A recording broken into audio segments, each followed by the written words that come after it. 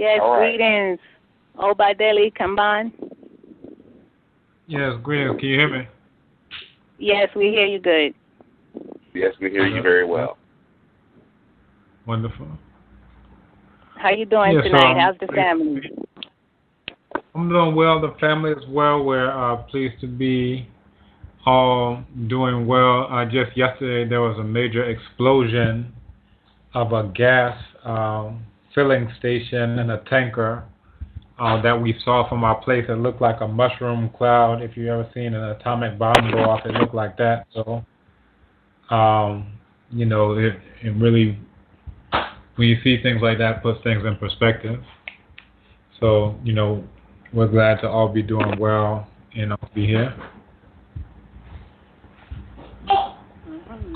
And it's a pleasure having you because for 2 years ago, I saw you on a YouTube and you was doing an interview, and you were talking about homeschooling and where you're from and things like that. And I was like, okay, I need to get in contact with this brother because he'll do us some justice here in Florida, And Right. just a month ago, Yoga Basu named Mikey Kwaku, he said, "Oh, I think you need to try and get the brethren blah blah blah to be a part of the tour." And I'm like, "Okay, well, send me his information." He said he lives in Ghana though, so just look him up. He works at the University of Ghana. So I looked you up. Then I went on YouTube. I said, I've been looking for him for 2 years now. Okay, well, we definitely got to get in touch. So you coming on the radio was definitely a plus for us. Please believe that, definitely a plus.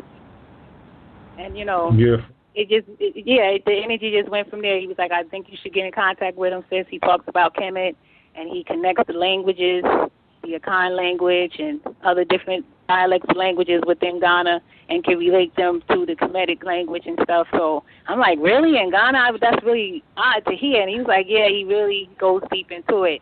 So that really, I guess I would say, touched my heart because not everybody's spiritual eyes and ears are open to that type of concept because it's always been Right. told about paganism or devil worshiping is evil, and the Bible has a way of twisting your mind to make you look at Kemet as something, bad, for lack of a better word. And then you come, Yeah. and other ones before you and during you and after you are coming with these facts and these truths. And a lot of people's spiritual ears and eyes are not really open, so they close down. They like being closed up. Religion to keep them closed up. And sometimes that's what it be. Because religion got us so messed up that we can't open up to the knowledge you're dropping. Right. Yeah, let me start off, some of the work that I do connecting contemporary African languages to Medu Neter, to our ancient classical language. That I'm, of course, not the first one to do this. One of the luminaries is actually a teacher of my teacher. This is Professor Theophile Obenga. And he has a book for anyone who is interested. It's called Origine commune de l'Égyptien ancien du Coq et des langues négro-africaines mondiales. So it's, of course, in French. It's a very powerful text, what it does. And even if you don't read French, you can get a lot from it. Because what he does is he actually shows the word in Medu Neter, then he shows it in Coptic, then he shows it in various African languages from throughout the continent. And just yesterday, there was a conference. The conference was entitled Wahim Mesut Medu Neter, which is the rebirth, repetition of the birth of Medu Neter. And the thrust of the conference was looking at ways to revitalize a language in terms of making it a language that we speak on a day-to-day basis, a language that we write on a day-to-day basis, that we read on a day-to-day basis. So you have people from various backgrounds. I presented, and my presentation was actually on the teaching of Medu Neter using indigenous African languages. So the idea is, anytime we talk about Medu Neter or African liberation or anything of that nature, we always have these conversations in English or in French or in Portuguese, what have you. And, the majority of African people do not speak these languages. So even in Ghana, which is supposed to be an English-speaking country, the constant lamentation is that very few people have access to the political structure because very few people have any degree of mastery whatsoever of the English language. And those who are in power like it that way, that if they're talking in Parliament about, oh, we're going to spend, these millions for this and these millions for that, no one can really check them because, the people aren't speaking English. And, the ideological part of it was, why do we have to go and get colonized in order to listen to the voice of our ancestors? So people who just speak Chi or just speak Yoruba or just speak Wolof or just speak Kikongo or whatever, because all of the scholarship tends to be in these Eurasian languages, it's basically like telling them, okay, you have to go get colonized before you can get decolonized. And it really just doesn't make sense. It's like taking a very convoluted path through Europe when you just want to go from Ghana to Nigeria. And it's like, why would I have to take a stopover in Amsterdam somewhere, in London somewhere, when I just want to go someplace that's just a few miles away? By the same token, why do we have to take a side trip to London and to Paris and to Berlin when we just want to go straight back from where our ancestors came from, that Nile Valley and, between. So, I thought it was a very timely presentation. I gave the whole presentation in Chi, and then I translated it myself into English, Chi being one of the major languages of Ghana. And then again, just to live it out, if we're saying we need to be doing scholarship in African languages, well, let's do the scholarship. Let's do the presentation in African languages. Oh, yes. And how did you come to those conclusions with the African language being related to the Meduneta? Say that one more time. Your line wasn't clear right there. Yes, I was saying, so through the Meduneta, you were able to decipher the vocabularies and languages connecting with Kemet. Yeah, so there are actually quite a few people who deal with translations of Meduneta. Matter of fact, I'm part of a group called Shemsu Bak, and we have several books. I'm the newest member of the group, but several of the books that have already come out, including Sanhat, which is a translation of a 4,000-year-old text in Meduneta about a man who he is with Senwosret at the time where Senwosret's father, Amenemhat, was assassinated. And because he felt like, this is a palace coup, things could go wrong, he decided to escape and abscond from his military service and go into southwestern Eurasia, where he had all types of adventures. He had to, kill this champion who tried to challenge him, so forth and so on. Then eventually he sent a letter back to the ruler, who was the one who he served under, Senwosret, and, asked for permission to return because he, basically deserted, left without permission. But, he was like, he doesn't want to die in this foreign land. And he got the word back that, you won't have to be covered in ram skin, like how the Eurasians do. You can come back to Kemet and get a fitting burial. So when he came back, they clothed him in linen, all these fine oils, so forth and so on. And, it was basically a very happy ending. And it's interesting, in the book Intellectual Warfare by the late Dr. Jacob Carruthers, he uses that metaphor as what we all need to do in terms of re-Africanization. That letter that Sanhat got, where, it was said, come back to the land of black people, come back to Kemet, and this is what we need to do. We need to come back to our land, come back to our place, so that we're not, dying in these very white places that many of us tend to happen to find ourselves in. So that's one text. Another text that's already come out is Smi En Sechetipen, which is a story of the peasant. It's often referred to in translation as the eloquent peasant, and it's about a man who makes several petitions.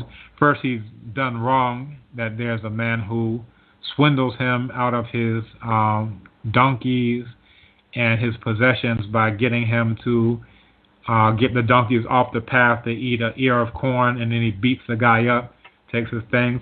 So the guy's like, this isn't my aunt. So he goes to first the overseer of the region, and then the overseer of the region hears how eloquent he is and reports it to the overall ruler, and just so they can write down the deep thought of how he's talking about justice and what justice is and the injustice that's been done to him. There's basically a whole treatise on Ma'at. And because of, the depth of this, they never answer him until the very last time, where they rectify the wrong that was done to him, where the headman who swindled him out of his things, they give the man who was a peasant all of that man's possessions and titles and so forth and so on. And, the other guy is out of a job, basically. So eventually Ma'at was done. And this was, part of the deep thought of the role of the ruler, that the role of the ruler, the Nesu, is to make sure that Ma'at is done. And this is also, you find this in the text, such as the prophecy of Neferti, where it says that a ruler will come from the south, Amenid, the justified by name, and that his sword will cut down these Eurasians, his flame will burn these Eurasians who had already gotten into where we call Libya today, and eventually, and in doing those things, Ma'at would return to its seat while chaos is driven away, that's Isfet is driven away. So again, you find a very clear example that the entire role of the ruler is to preserve Ma'at and to make sure Ma'at is done. Right now, we don't have any strong ruler who can do that for us, so Isfet just runs rampant all over. So those were a few of the texts that have been done by the group Shemsu Bak. And we have members from all throughout, actually the world. We have a couple in Senegal, most notably the writer Aikwe Amar, who has the books, The Healers, 2000 Seasons, Osiris Rising, Kemet in the House of Life, Resolutionaries, Eloquence of the Scribe, so forth and so on. Aisha Haruna Atta, who has Harmattan Rain and others.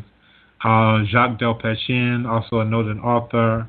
Yoporika Somé, he just received his PhD in Egyptology. Jallo Diop, Nike Benchi-Enchel, he used to be the editor-in-chief of West African Magazine here. And I'm missing Sheikh Amala Blondin, also based in Senegal. So there are lots of different members. And what we do, matter of fact, we had a meeting earlier today. What we do, sometimes we just chit-chat. But what we do when we're on our job is that we do translations of text. And the text that we're working on now is the oldest surviving book in the history of the world, which is the Instructions of Ptah-Hotep. So we do the translations. And what's powerful is that we translate it into various African languages by tapping human resources from throughout the continent. So those texts are translated into Bambara, into Akan, Asante Tree most recently, formerly Fanti, also translated into Hausa, into Fulani language, it's called Pular, into Wolof, into isiZulu, into Kikongo, into Kiswahili, now into Yoruba. That was my contribution, is now we're doing the translations into Yoruba, and then we're also doing translations into Eurasian languages that many African people speak, such as, of course, English, French, Portuguese, so forth and so on. But, of course, what makes me excited about it is doing the translations directly into the African languages.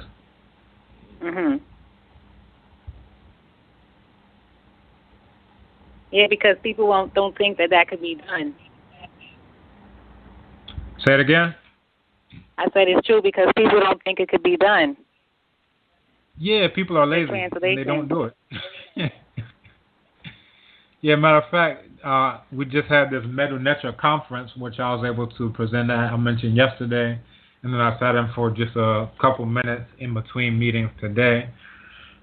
And Dr. Raketi Amen was talking about one of these major, figures, authors who says it can't be translated, which is, the most ridiculous thing ever. If you say that, you might as well say, well, nobody can read English because I'm illiterate, and nobody can read French because I can't read it, whatever.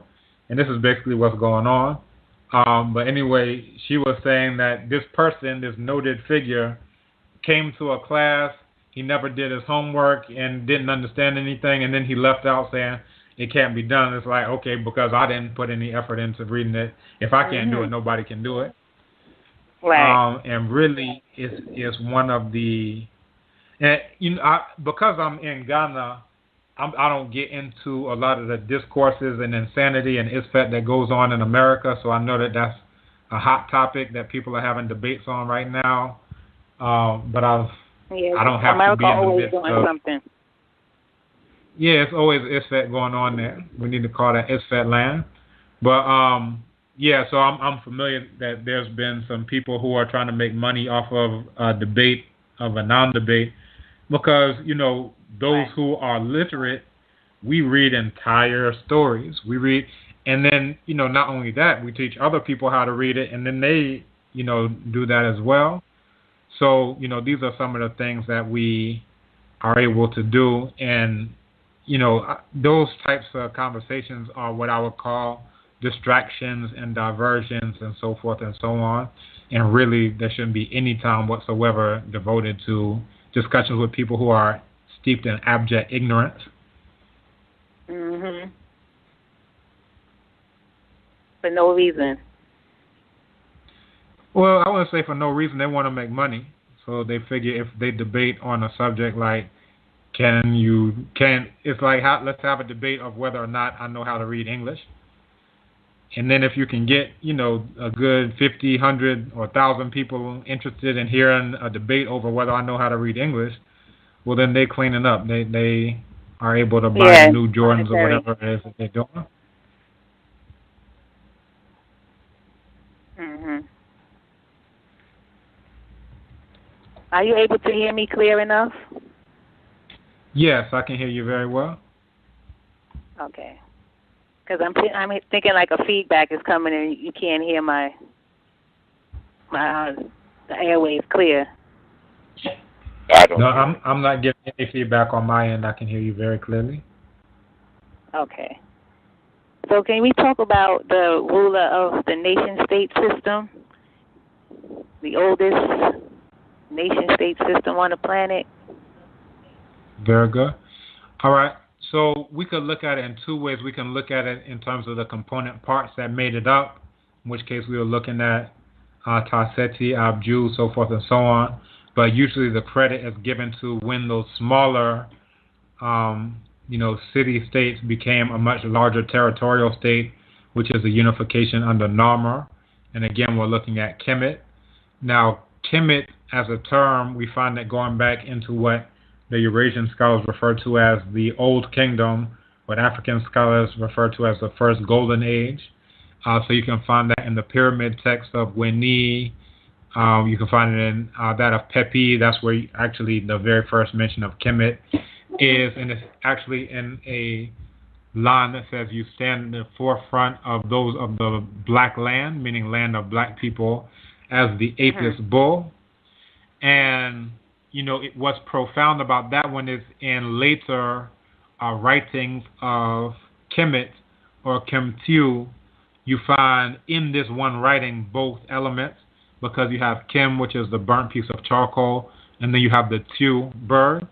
Now, when you have the Tiu, it's usually letting you know plural humans. So you have the Kem, you have the Tiu, but then you have a determinative of a human settlement. So what you have is a combination of what later on became two separate things. When you want to talk about the people, you have usually a determinative of a man and a woman in plural strokes. When you want to talk about it as a land, then you just have the determinative of human settlement.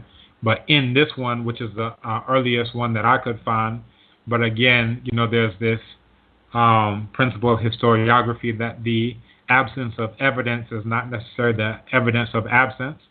In other words, it doesn't mean that it's not there. It just means that, based on the accessible resources, it just hasn't been found. But again, going back to the Old Kingdom. And what's profound about this is that this is the oldest corpus of spiritual texts on the entire planet Earth. So as a matter of fact, I came across an article from a white so-called scholar who said, oh, yeah, you couldn't find Kemet anywhere until the so-called Middle Kingdom. And I was like, this is ridiculous. So I just went through the pyramid text. I said, let me go to the oldest corpus of text out there that's accessible. And within 2 minutes of reading, this guy say it wasn't there. Within 2 minutes, it's right there. And you can find it, carved into the pyramids, and you can go and read it yourself. Right. But again, it's right there. So sometimes these Eurasian scholars are, intentionally trying to, send us off on dummy missions or just lie. Other times they're just incompetent and lazy, and they're not trying to look for it. So if the earliest thing that they find is the Middle Kingdom, then they'll just run with it. Yes. So they can just give us their version, and we'll read it and go for it. We'll never check before they did their research. We'll never go before that. We just take what they give us. Right. And you said 2 minutes into answering his question. Like, what was his response?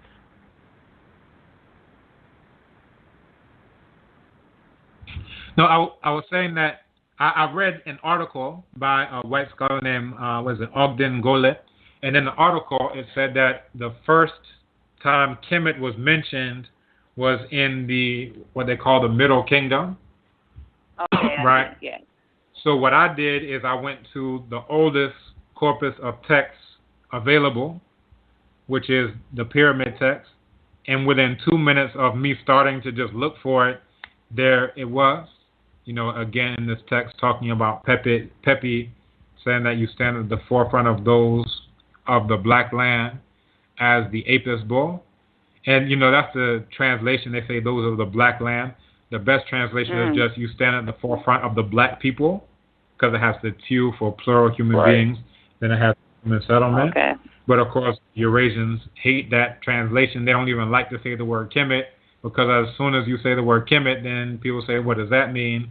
Then they find out it means black people, land of black people, and then it opens up a can of worms. So they prefer Egypt, which is coming from Hut Ka Ptah, which is the temple of the Ka of the creation divinity Ptah.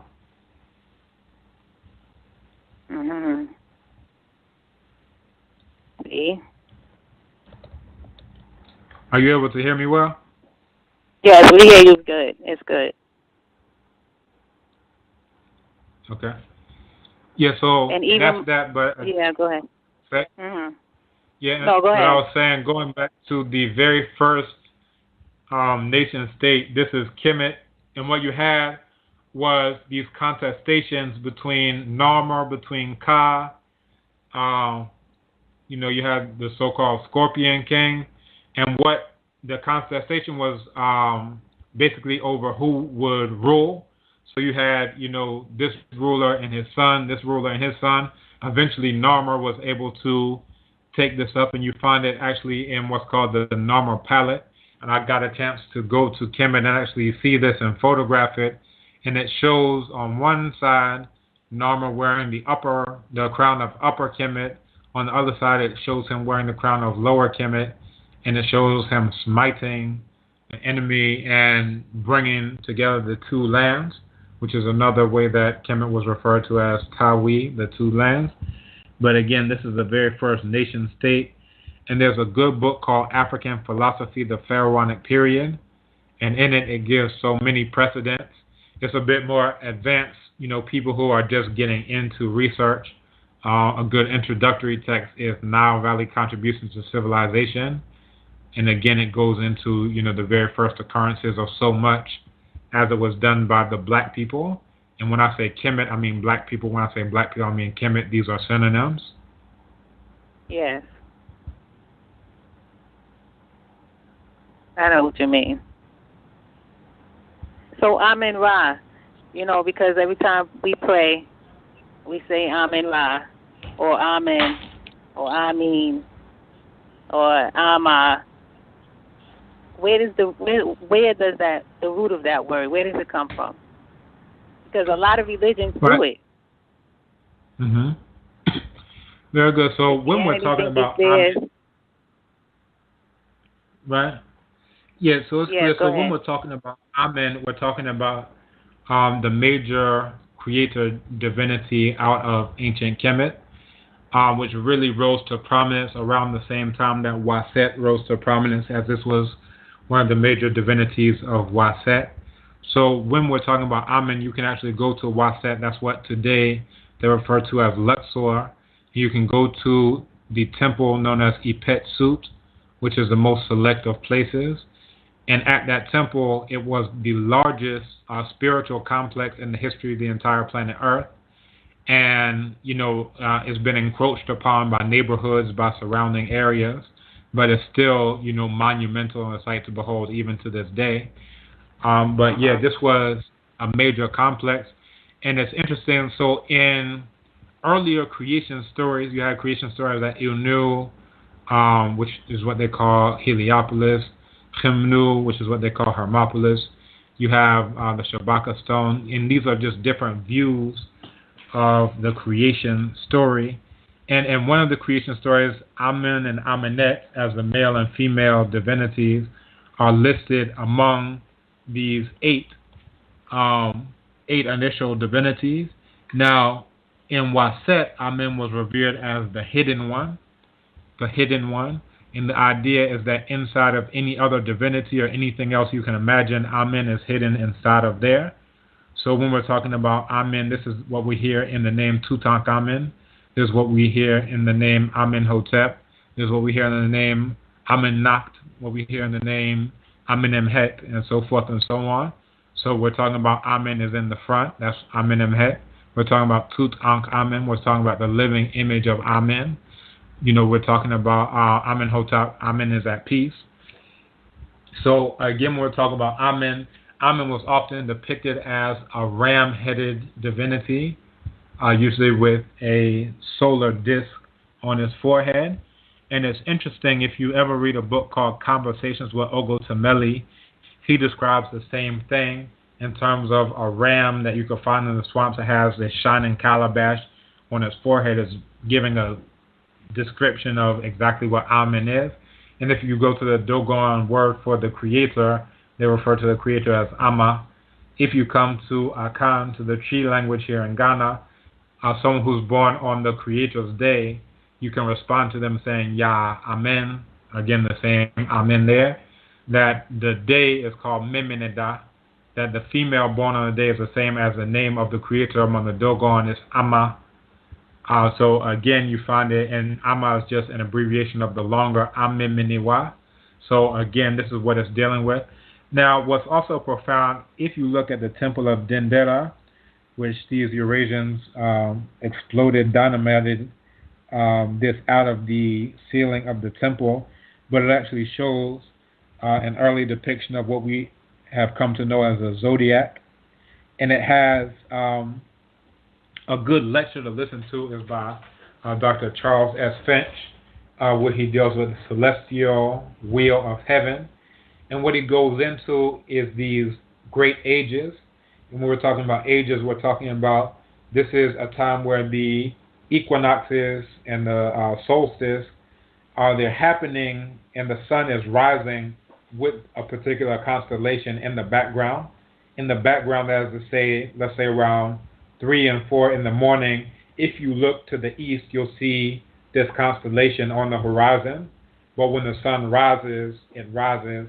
And of course, you're not seeing the constellation, but it's always happening with a particular constellation in the background prior to the rising of the sun. So at the time that Amen, who again was represented by the ram, at the time that Amen was most prominent and Waset was at its height, that's the same time that we were in what was called the age of the ram. You understand? That's what, in Greek terms, people refer to as Aries. I'll give you that term, just so you can understand what's going on. So, again, this is the idea of as above, so below. In other words, if the ram constellation is what's going on in the celestial heavens, then by the same token, the seat of the ram-headed divinity will be the one that has the most political power, the most spiritual power, the most spiritual influence, and so forth and so on. And that's exactly what we saw. Right now, we're in the age of what was referred to as Menat, the nurse, also known as Hapi, the water bringer, and that's what we refer to now as, and that's the one that we're coming into, which is what people refer to as the age of Aquarius, right?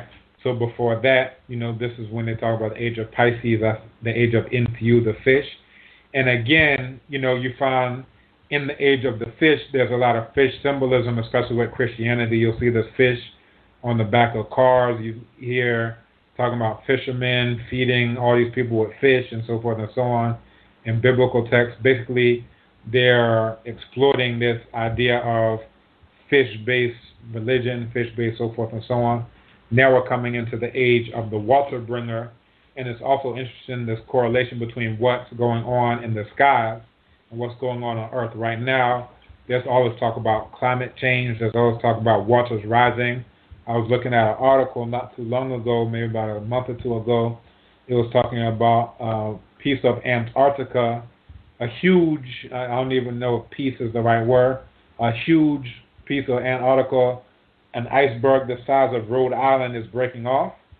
And when it breaks off, it's going to eventually drift into the ocean and melt, and it will raise sea levels throughout the entire world. Now, when we talk about, the expulsion of Isfet and the restoration of Ma'at, basically what we're looking at is all these port cities, all these places that were built on the enslavement of our ancestors. All those places are going to be underwater, whether we're talking about New York, whether we're talking about Charleston, whether we're talking about Manchester, whether we're talking about Rio de Janeiro, Miami, Florida, all these places. Miami, Florida, you name them, all these port cities are going to be underwater. So again, this is a direct parallel that what's going on the earth is what's going on in the skies. And these were things that, ancestors tapped into. We can even go back before the age of the ram, where we're looking at the age of the bull. And at the time of the age of the bull, you had all the bull symbolism, talking about the Apis bull, just as we were talking about, referring to the text of Pepi and his pyramid, which was actually called the Mer. That's what it was referred to in Medu Neter. And you have a prominence of Asar, who was oftentimes depicted as the bull, and also Ptah, who was often depicted as this bull. So at the time that the bull constellation moved out of that position, that's where we came to the ram constellation. And what went on the earth actually paralleled what was going on in the skies, because the places where the bull was propitiated, the centers of Asar, those ones started to go down, and at the same time Waset rose to prominence, along with this reverence for the ram. You understand? And even you can go before the age of the bull to look at the age of the twins. That's what we refer to as Gemini. And with that one, again, this is where you had two lands, where you had Upper Kemet and Lower Kemet. They hadn't yet been united by Narmer. So again, what was going on the earth was paralleling what was going on in the sky. You had the separation of the two lands. So again, the two lands were united at the end of that age. So the twins now became, this bull. And you had in all these pyramid texts, this referring to, just as the example I gave, you have these rulers referring to themselves as a strong bull. You have Narmer himself depicted. This is the first ruler of Kemet. You have him depicted on the Narmer palette as a bull. And at the top of the Narmer palette, you have these bovines.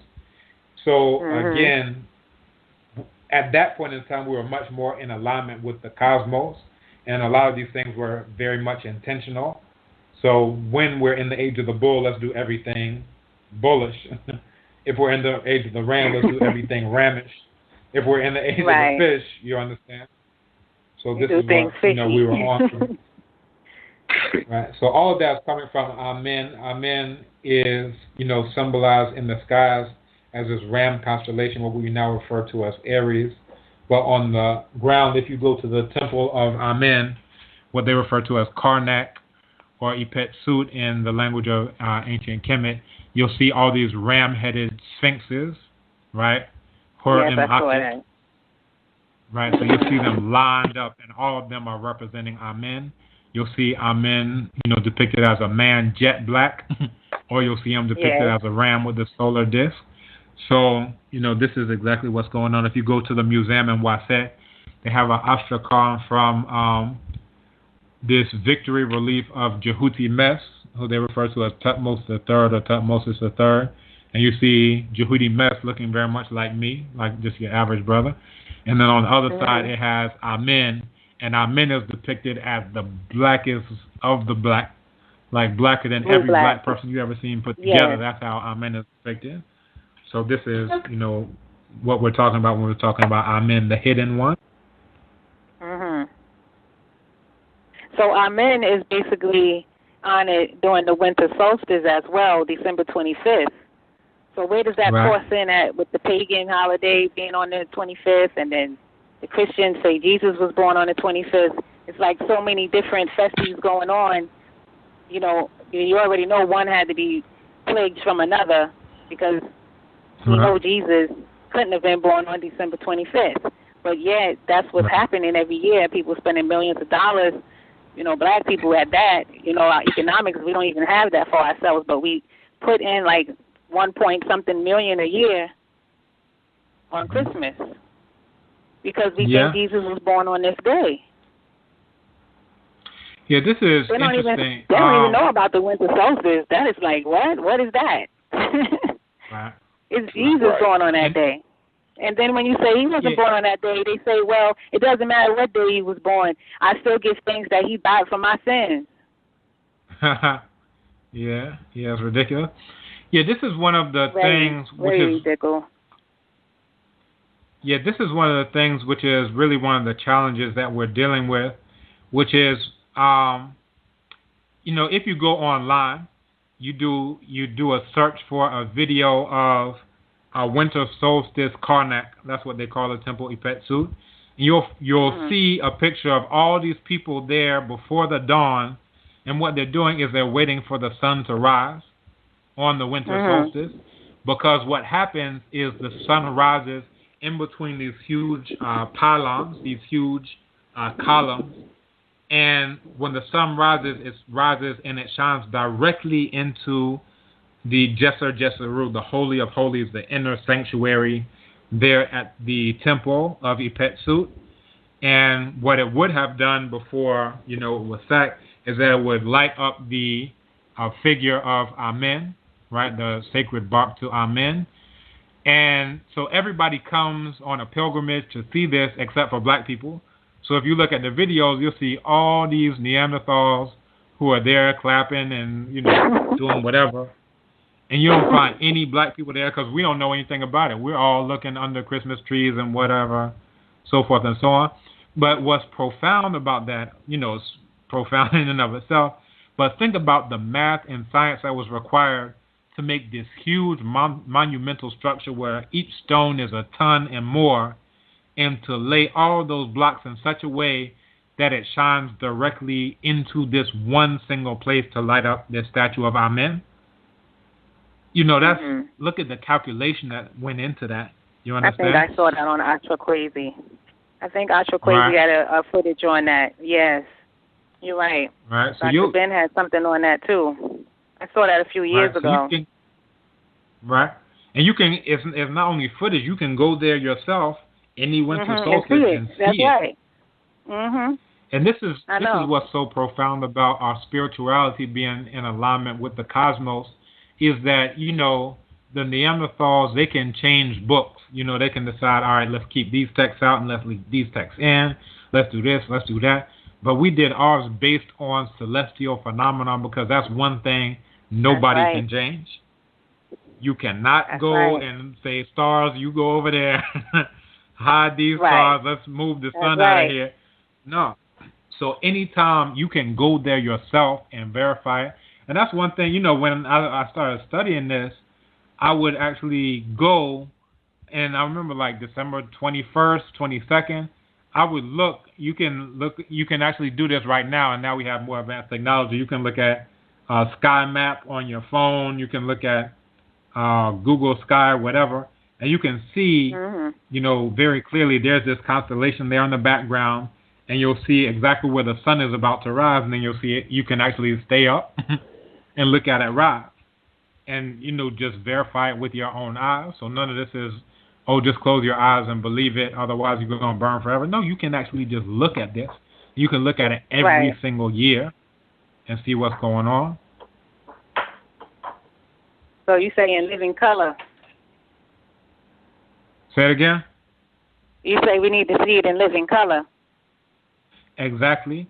And matter of fact, speaking about color, this is one of the things because, all right, let's say some people grow up celebrating Christmas. I was lucky to be born into a family where we never, ever did that insanity.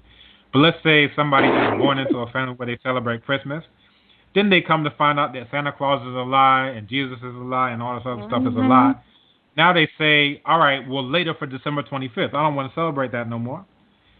So now they got rid of it only to find out, there actually is something on December 25th.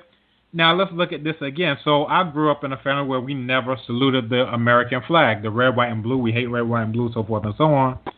But then when you go into the Holy of Holies, you look up at the ceiling there, and you see all of these stars. And what are the color of those stars that you see inside of the inner sanctuary of Amen? Blue. I saw it on After Crazy, red, white, and blue. And I actually before I went there myself, I had a friend who went there. And he was like, yo, you go in there, you see red, white, and blue stars. Like, get out of here. I went there, and I saw the same red, white, and blue stars. So it's like, I don't even know how to describe it. It's like, all right, there are these things that you realize were stolen from you. Yeah. You realize were stolen from you. So this red, white, and blue, we may think about it. But that's not to cut you off, but that's not to say we need to pledge allegiance to this red, white, and blue flag. But we just know where those colors came from, because I don't want nobody listening thinking that, then it's all right to pledge allegiance to the flag then, since they saw it in Kemet first. That's definitely not where we're going with this. Anytime you get a chance when you see that flag, feel free to spit on it, use any bodily fluids on it, flush it, burn it, do whatever you want to do. I was lucky to be in a family where we never, ever, ever, ever, ever, from birth to death, we never stood up for the flag. We never sang the Pledge of Allegiance. We never celebrated any Eurasian holidays. So, yeah, that's definitely not the end result. We want people to go, well, good, now let me salute the flag. No, that's not what we're dealing with here. No. But just to, let people know that when we're talking about red, white, and blue, those colors were in existence before there was anything called America. America has been in existence for just over 200 years. Which is like one intermediate period of Kemet. We sometimes we think like how things are is how they. Yeah, that's baby years. That's like a sneeze. You understand? So sometimes we look at the way things are as though that's how they've always been or how they'll always be. But again, this is like just 200 or so years. Like the Hyksos were, we've been trying to get them out for like 200 years. So that's nothing. About that time length, yes. Right. Yeah, so please, any listeners who got the urge to go out and go and salute the flag, slap yourself real quick, wake yourself out of the stupor. No, that's not what we're coming with. Right, because you see what the NFL and the NBA is doing, right? Say that again? You see what the NFL and the NBA is doing, right? Because the players don't want to pledge allegiance to the flag. Yeah, I see them kneeling. I see them, doing these things. And I'm like, okay, kneel, sit down, turn your back, get out, But, there are bigger contradictions. Yeah, that's exactly what I was about to mention. There are bigger contradictions than just that, because as long as you are, even just in Cave Beastville, which is whatever, or Neanderthal land, as long as you're there, you're giving benefit to your enemies. We're financing our enemies. So this is what we were talking about before. Even if you go and eat at a restaurant, the tax that you pay is going to build a prison. So we say we don't like the prison industrial complex, but we finance that prison. Just the black people. This is before we even talking about the non-Africans. Just the black people built the prison just from living. Not even saying, all right, extravagant, whatever. just from everyday life that you're a part of this thing.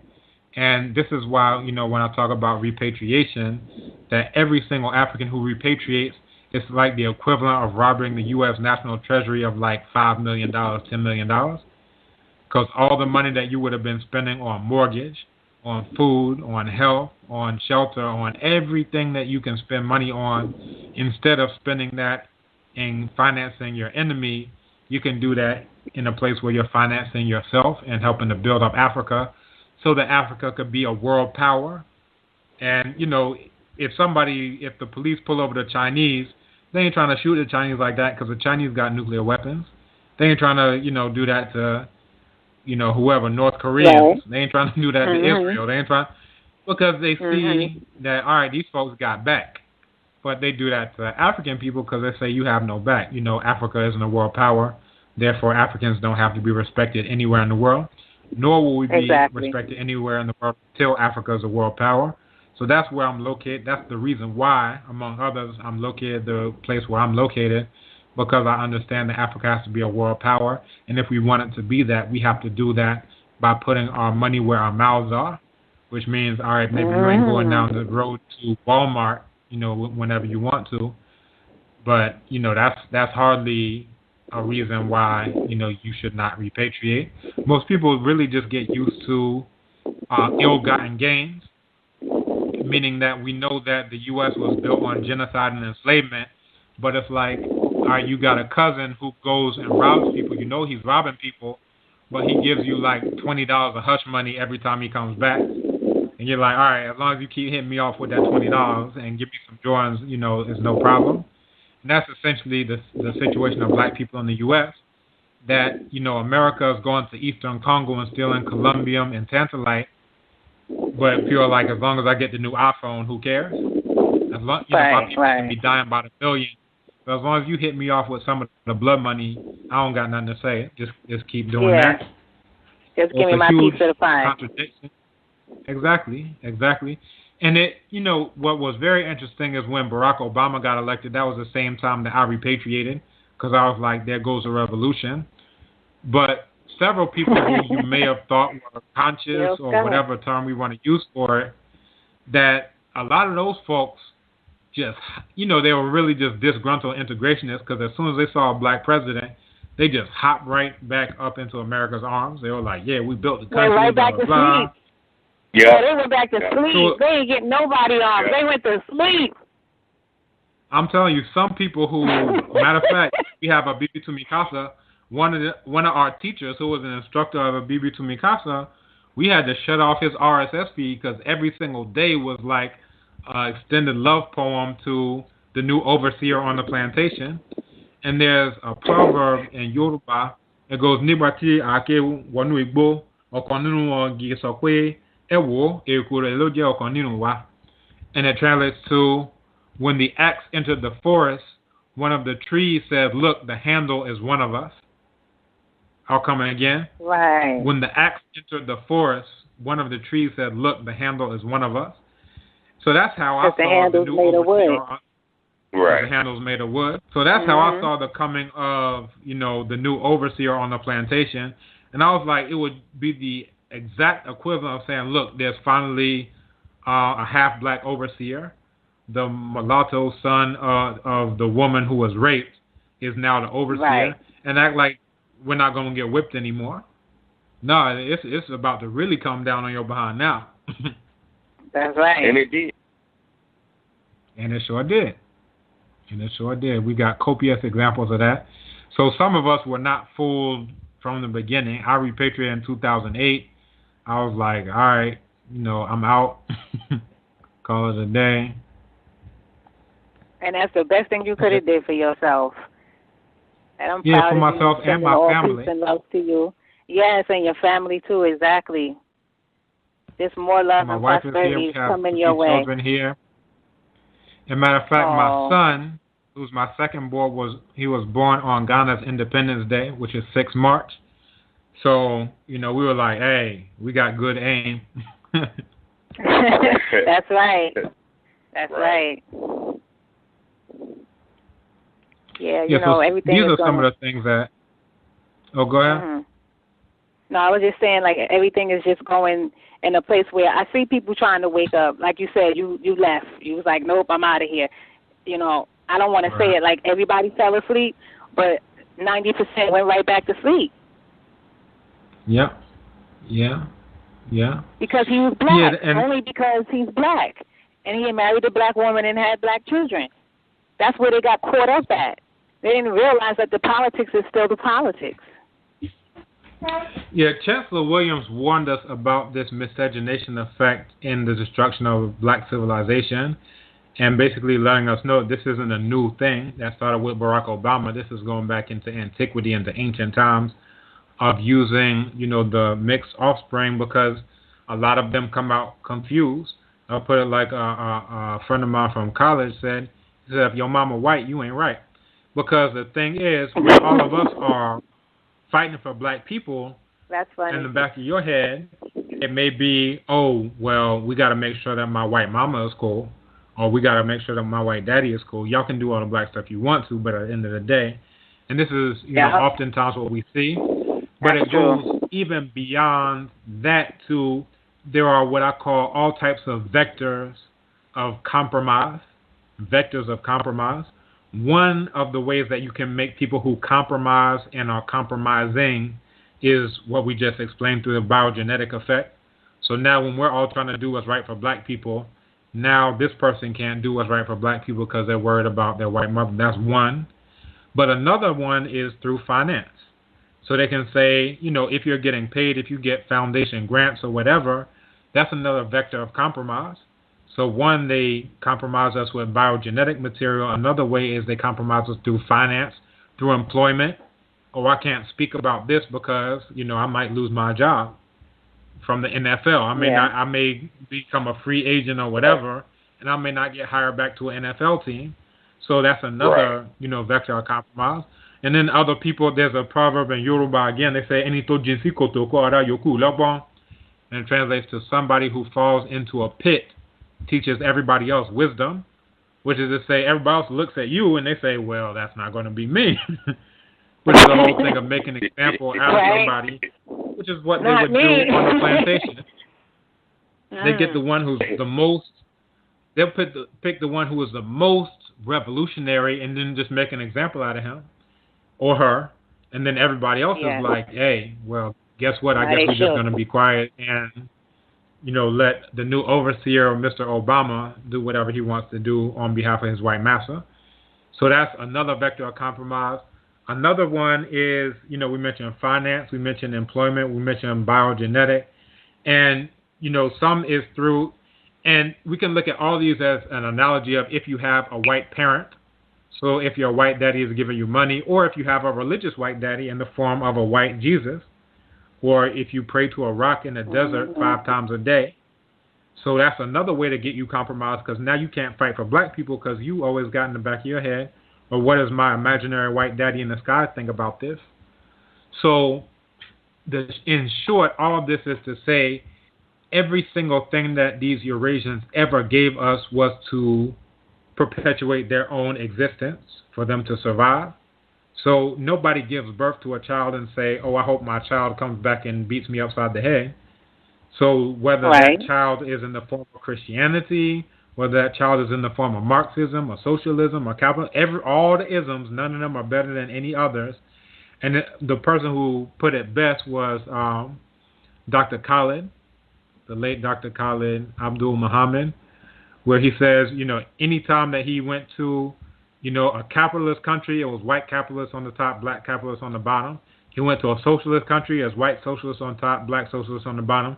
He went to a communist country, white communists on top, black communists on the bottom. We can talk about Cuba too, if you want to go there.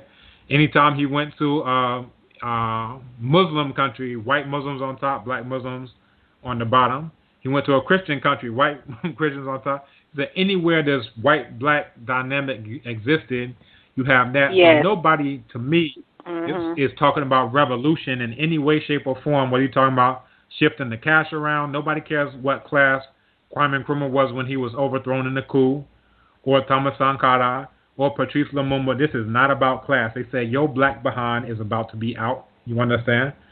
So none of these things, whether you're talking about shifting money and, means of production, you're not talking about any revolution until you're talking about making a fundamental change from this white on top, black on the bottom.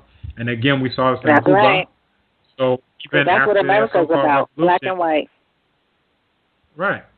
And, the example I was given, still at the end of the day, you have a minority white Cubans, Fidel and Che and whoever on top, Raul and whoever on top over the whole black population.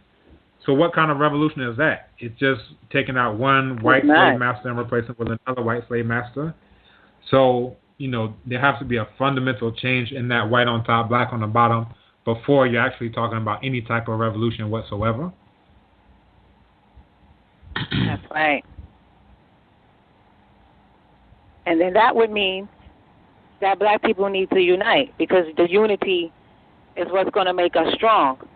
Like, we could be strong, but if we're not unified, then that strength is just idle strength. You know what I'm trying to say? So the unity has to be there in order for the strength to even be in existence. Yeah, and this is one of the main things, is that when we're talking about unity, the main question has to be unity between who and who. And I'll give that always with the example of last year. Haiti applied to join the AU, and it was kept out. It was rejected. Oh, Meanwhile, I read that article. Morocco applied to join the AU. I said that's a shame. And Morocco was accepted.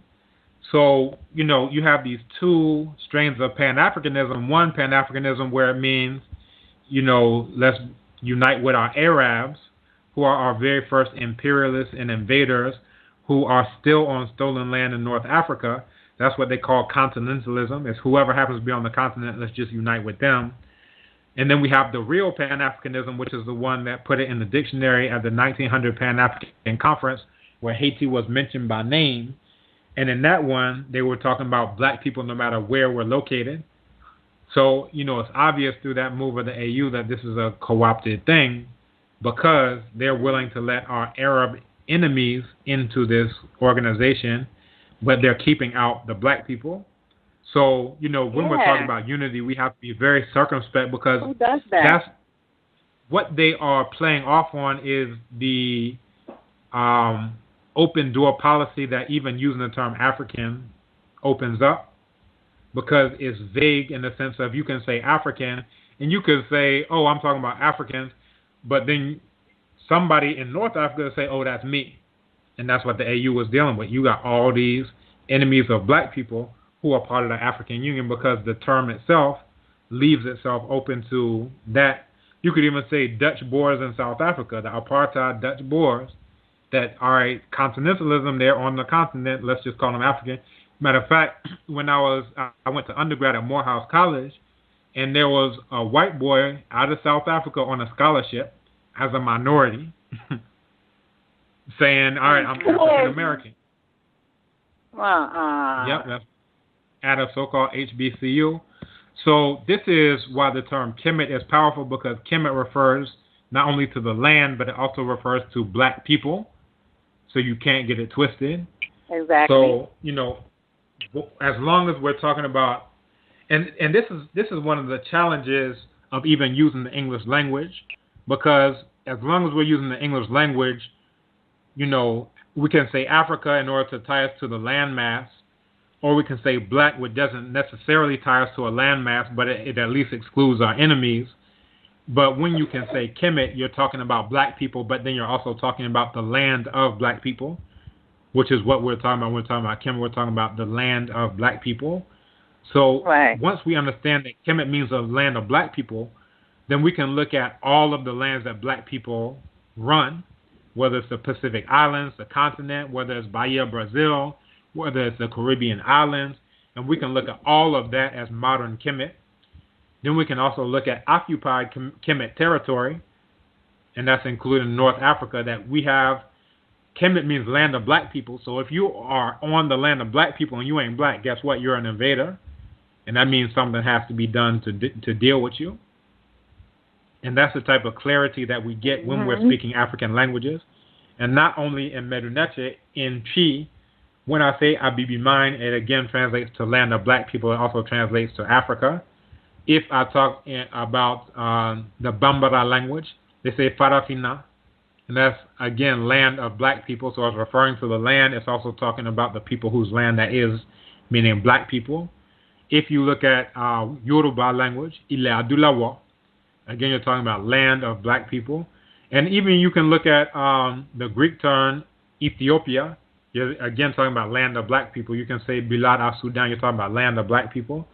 Now, what the Eurasians try to do is say they just mean that the soil is black, but again, there's nowhere to run, nowhere to hide, because in Kemet, the people said that they were made on the potter's wheel by Khnum out of that black soil. So you're still dealing with black people according to the worldview of those black people. They say we're made out of that black soil. So now what?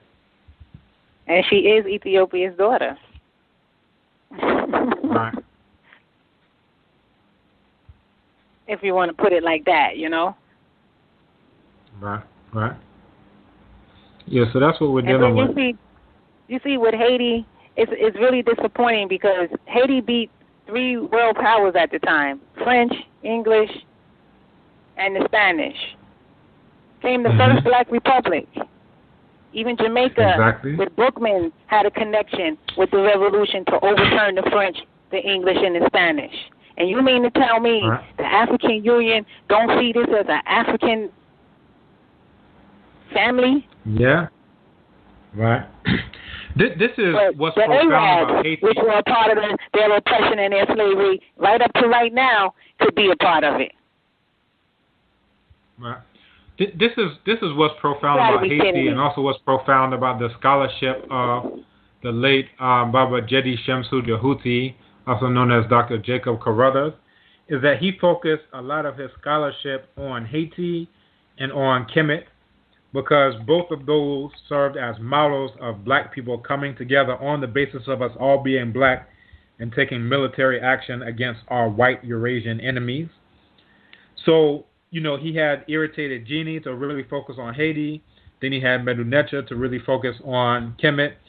And what he was doing was actually countering the work of Napoleon, because you see Napoleon invaded Kemet on the one hand, and he also invaded Haiti on the other hand. He got his butt whooped, but he invaded Haiti on the other hand.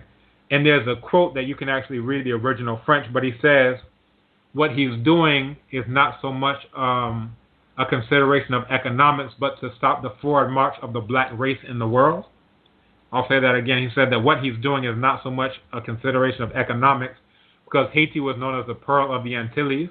It was more profitable and rich than all of the other colonies put together. But he said, that's not why I'm doing this. I'm not doing this because of economic reasons. It's because these black folks are about to make the whole world Haiti. Then it ain't going to be no more pale white Eurasians in existence if the whole world is Haiti. Because in Haiti they said, coupe tête, boule kai.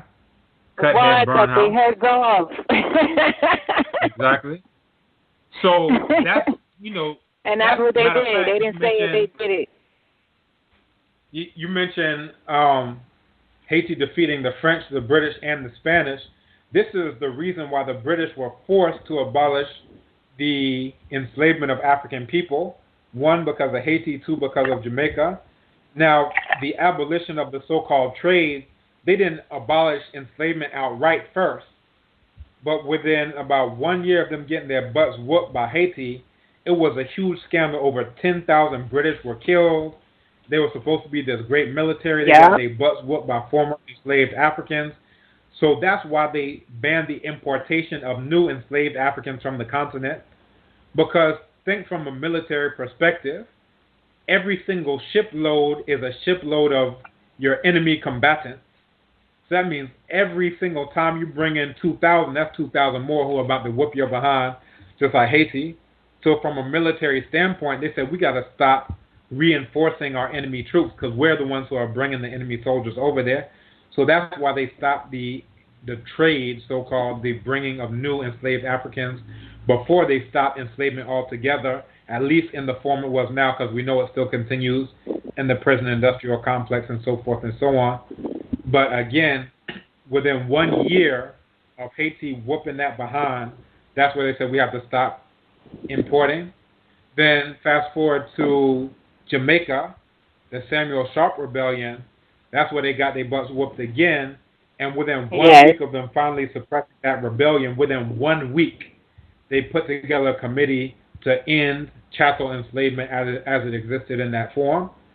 So the white narrative is, oh, they started hearing violins, and out of the kindness of their white hearts, they decided to end chattel enslavement. No. They don't understand anything like morality, as the great Bobby Wright said. Whenever race is a variable, the psychopathic race personality, exactly. Anytime that's a variable, they are gone. They have no understanding of what's going on. But, again, this is the same point I gave in that talk. The Africans who emancipated themselves, that this is what they were dealing with. Within 1 week of them finally suppressing that rebellion, they said they got to come again. They got to call it imprisonment. They got to come up with a 13th Amendment. They got to come up with all these other things that they came up with subsequently, because if not, they would keep getting their butts whooped by these Africans. Oh, yes. The Slayer was on in those times, for real. Right. We need that type of energy and those spirits here in this time. You know what I mean? Because they was well woke. Nobody was really sleeping because they were too busy slaying the dragon. Yeah. And actually, I'm working on a book called The Ancient African Origins of Pan-Africanism to look at the Kemet side, because, for too long the discourse has been in attempting to talk to Eurasians about, they were black. They're really black. They know that. And, know. They know that. And even if they didn't know that, it's a waste of time to try to talk to them about that. Or on the other side, look at how great Kemet was. We built this, we built that. Look at how great. Let's pat ourselves on the back. And then at the end of the day, let's go back and work for IBM and Walmart and whatever else. What we need to go forward towards is looking at what examples can be gleaned from Kemet. And the main example is that before the founding of that nation state, you have black people who call themselves all kind of different names. Some people call themselves Tasseti. Others call themselves Abju. Other ones call themselves Men Nefer. They call themselves, Iunu, Chemnu, so forth and so on. As we Men Nefer was after the founding. But all these different names, when they decided to call this nation Kemet, what makes that so profound is that that's the very first concept of black consciousness. That they said, regardless of whatever you call yourself, all of those identities have to be subsumed under the fact that we're all black people. And there's this text called the Autobiography of Winnie. And to quote it, it says, when His Majesty took military action against the Eurasian sand dwellers, His Majesty made an army of all of upper, lower Kemet, from all the two sides of the house, from Kenset Jeru, from Erjet Nubians, from Wawat Nubians, from Ka'au Nubians, from Chamaeland. Basically, every single kind of black person, we brought all of us together to take military action against these Eurasian sand dwellers. Now, the type of Pan-African, when I say Pan-African, it means black clarity that existed at that time that isn't there now because we're letting Morocco into the AU. Like, that's really the blueprint for any type of Pan-Africanism that's positive that we can be dealing with. And the blueprint was laid over 4,500 years ago in the very first military document of any significance in the history of the world, which is this Autobiography of Winnie. You understand? So the blueprint was laid out there in Kemet, and not only in that text, in the instructions to Mary Carré, in the Prophecy of Nefertiti, in Upuwer, and Sanhat that I mentioned before. In all of these texts, it talks about building the walls of the ruler to trample these Eurasian sand dwellers. You understand? That's in Sanhat. It's also in the Prophecy of Nefertiti. You can find in Ipuwer lamenting that these Eurasians have come in. You can find in historical documents when Yamos was able to expel the Hyksos, and Hatshepsut said that she raised up for the first time what the Hyksos had ruined, the Amu. You can read it in the Stela to Kamos. You can find everywhere we're talking about keep these Eurasians out of the land of black people. Because once you understand that this place means the land of black people, then you understand all of the foreign policy. that they were always trying to extend the land of black people further into the South. They were always trying to bring more black people in. It only makes sense. Because why would you bring in white folk to the land of black people? You could bring in your own. Yeah. So, you know, and Makes that's sense. something that until you understand the meaning of the name that the people called their own nation, you'll never understand it. Because they'll be like, oh, they were always trying to extend in the South because of economic concerns. Well, that don't make no sense because they had economic concerns in Eurasia, and they never tried to extend into that. They were trying to get cedar wood from what we now know as Lebanon. They were trying to get, say that. copper. They were trying to get all these lapis lazuli from Sinai, so forth and so on. So they had all types of economic concerns in southwestern Eurasia, but we never, until the time of Yehudi Metz, we never tried to have any permanent occupation in southwestern Eurasia because that's not the land of black people. If you know your nation means land of black people, why in the world would you try to extend the land of black people into the land of white people? No. You always, and that's what you read on the boundary stela of Senwosret, Hatshepsut. So one says, I extended my boundary further than my father's, further south than my father's. Hatshepsut says, my boundary now extends all the way down to Punt, which is what we're now talking about, modern-day Ethiopia, Somalia area. So all of these people were trying to say, we're going to extend further and further and further into the land of black people. You understand? But you will never understand that if you are unwilling, rather, to deal with the name that the people called their own land. This means land of black people. Once you understand that, every single thing else makes sense. If you don't understand that, absolutely nothing makes sense. And that makes sense, what you just said. Right. And that makes so that's sense. the book. So that's the book, and that's why my students here are like, yeah, when are you getting done with the book? When are you getting done with the book? I actually plan on being done with it next year. The main thing is what I'm doing is very meticulous work because every single one of these texts that I'm mentioning to you, I'm actually translating it word for word, line by line, word for word to show it. And I'm actually doing it, showing the Medu Neksha at the top line. Thank you so much. And then the word translation underneath, and then the figurative translation underneath that. So anybody who doesn't know how to read, it can actually be a workbook of some of the most major texts that you need to know how to read, period. And it's dealing with, the Kemet, the black consciousness of ancient Kemet.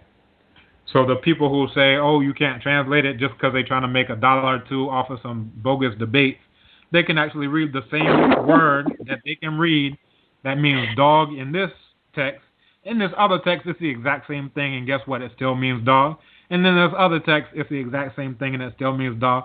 So guess what? I guess we know how to translate it.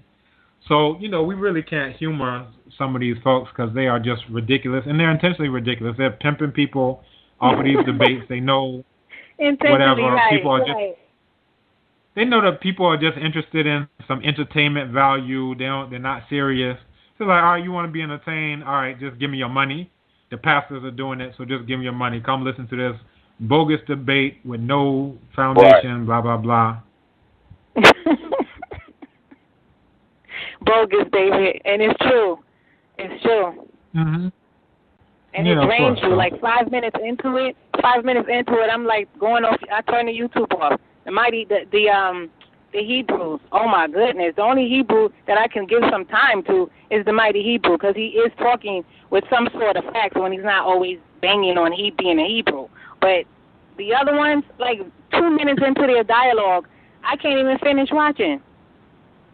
Right. Yeah, this is a thing about the Hebrew thing, and I actually want to do. Out the window with it. I'm talking about out the window. Out the window to the point where it make you want to cry. Because I'm on the outside looking in. If they only knew how they look, it's just, I don't know. Yeah, as I was saying, I actually did a presentation last week where I touched on this whole Israel thing because the very first time Israel, and basically it's what was Israel in relation to black people. And, several hundred people have been looking at it so far, some comments and whatever. but the very first time Israel was mentioned anywhere on the face of the entire planet Earth, it was mentioned as the enemies of black people. Within 70 years of that very first mention of Israel, right, and that's in the Merim Patah Stela. Merim Patah Stela. Yeah. And I actually took, when I went to Kambon, I actually took a picture because it's in the Egyptian Museum. You can actually go there and read that stela to this day, and it mentions Israel along with all of.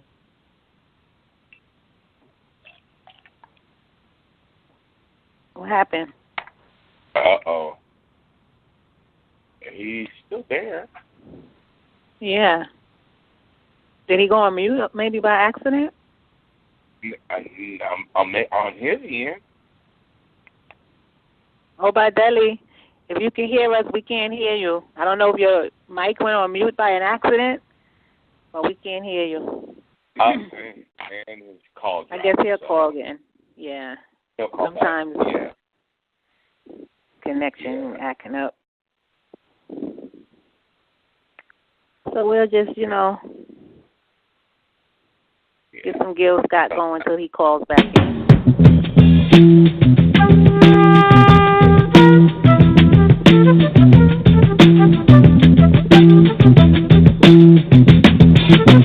You will not be able to stay home, brother. You will not be able to plug in, turn on, and cop out. You will not be able to lose yourself on Skag and skip out for beer during commercials because the revolution will not be televised. The revolution will not be televised. The revolution will not be brought to you by Xerox in 4 parts without commercial interruptions. The revolution will not show you pictures of Nixon blowing a bugle and leading a charge by John Mitchell, General Abrams, and Spyro Agnew to eat hog maws confiscated from a Harlem sanctuary. The revolution will not be televised. The revolution will not be brought to you by the Schaefer Award Theater and will not star Natalie Woods and Steve McQueen or Bullwinkle and Julia. The revolution will not give your mouth sex appeal. The revolution will not get rid of the nub. The revolution will not make you look 5 pounds thinner because the revolution will not be televised, brother. There will be no pictures of you and Willie Mae pushing that shopping cart down the block on the dead run or trying to slide that color TV into a stolen ambulance. NBC will not be able to predict the winner at 8:32 on report from 29 districts. The revolution will not be televised. There will be no pictures of pigs shooting down brothers on the instant replay. There will be no pictures of pigs shooting down brothers on the instant replay. There will be no pictures of Whitney Young being run out of Harlem on a rail with a brand new process. There will be no slow motion or still life of Roy Wilkins strolling through Watts in a red, black, and green liberation jumpsuit that he has been saving for just the proper occasion. Green Acres, Beverly Hillbillies, and Hooterville Junction will no longer be so damn relevant, and women will not care if Dick finally got down with Jane on Search for Tomorrow, because black people will be in the street looking for a brighter day. The revolution will not be televised. There will be no highlights on the 11 o'clock news and no pictures of Harry R. women liberationists and Jackie Onassis blowing her nose. The theme song will not be written by Jim Webb or Francis Scott Key, nor sung by Glenn Campbell, Tom Jones, Johnny Cash, Engelbert Humperdinck, or The Rare Earth. The revolution will not be televised. The revolution will not be right back after a message about a white tornado, white lightning, or white people. You will not have to worry about a dove in your bedroom, the tiger in your tank, or the giant in your toilet bowl. The revolution will not go better with Coke. The revolution will not fight germs that may cause bad breath. The revolution will put you in the driver's seat. The revolution will not be televised, will not be televised, will not be televised, will not be televised. The revolution will be no rerun, brothers. The revolution will be live.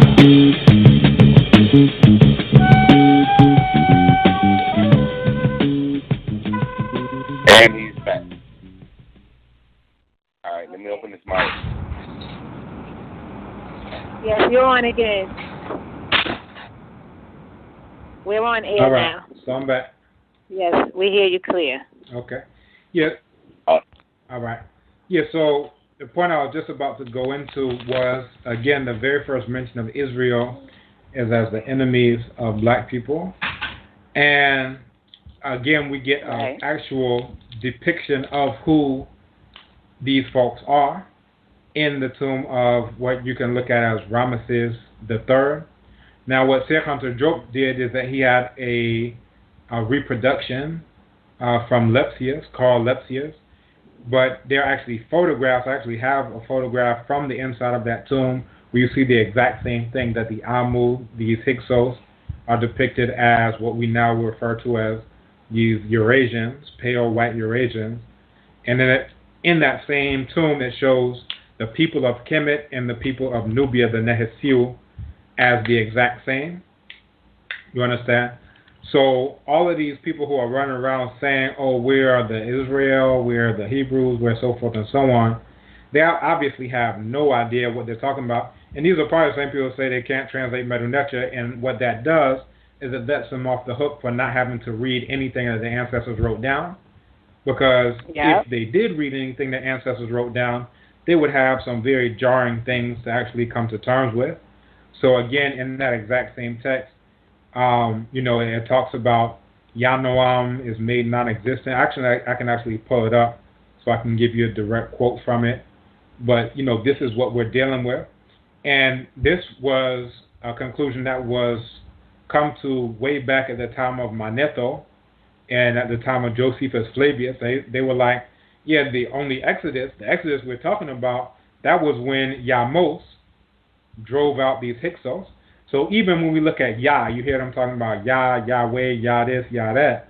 They don't even understand that the one who drove the Hyksos out, that was part of his name, Yahmos. So Yah is the moon divinity, and Mos is the same Mos that we hear in Jehutimus and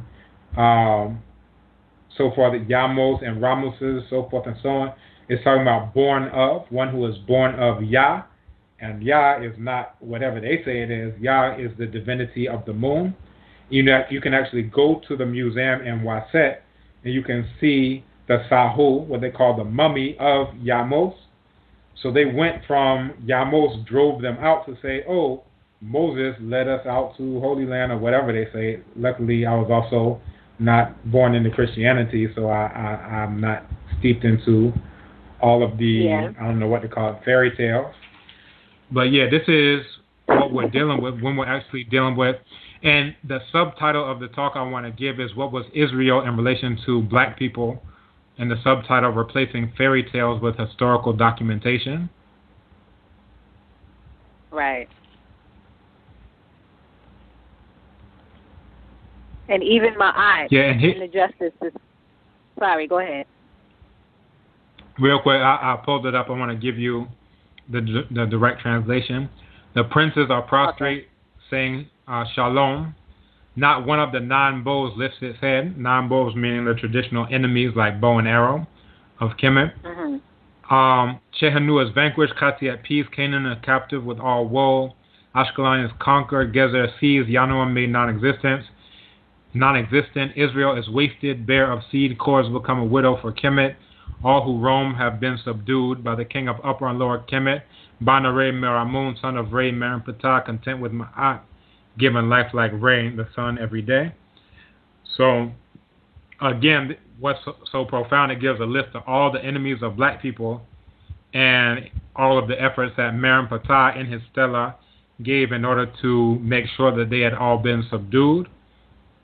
Of course, we know that, all of the things that they stole from Kemet, including the story of parting of waters, including the story, and that's in the Golden Lotus story in terms of the destruction of mankind by flood, in terms of Holy Trinity, so forth and so on. All of that is from the time that the Hyksos came in as invaders up until the time that they were driven out. So, yeah, this is, again, replacing the fairy tales. And again, if people are dealing with biblical anything, they're only dealing with fairy tales and replacing it with actual historical documentation carved into stone. Right. And a lot of this is fairy tales in the Bible. You can't find grave sites. Where's Peter grave site? Where's Paul? Where's John? Where's Mark? Yeah. Those sound like little. Those sound like the names of little white boys who I went to elementary school with. I don't know where they at. Right? Yeah, but I could go to the temple of Aset. Right. Yeah, that's the thing. You can actually find the bodies of all of these people who are mentioned in our own historical texts, but you can't do that with these imaginary white folks. So, that's the thing. That's the whole thing. Right. Yeah, it looks like just like my aunt in the justice system. Mhm. That's not a English or Europe invention. The justice court system where they wearing that white foolish wig and call themselves dealing with truth, rights, and justice.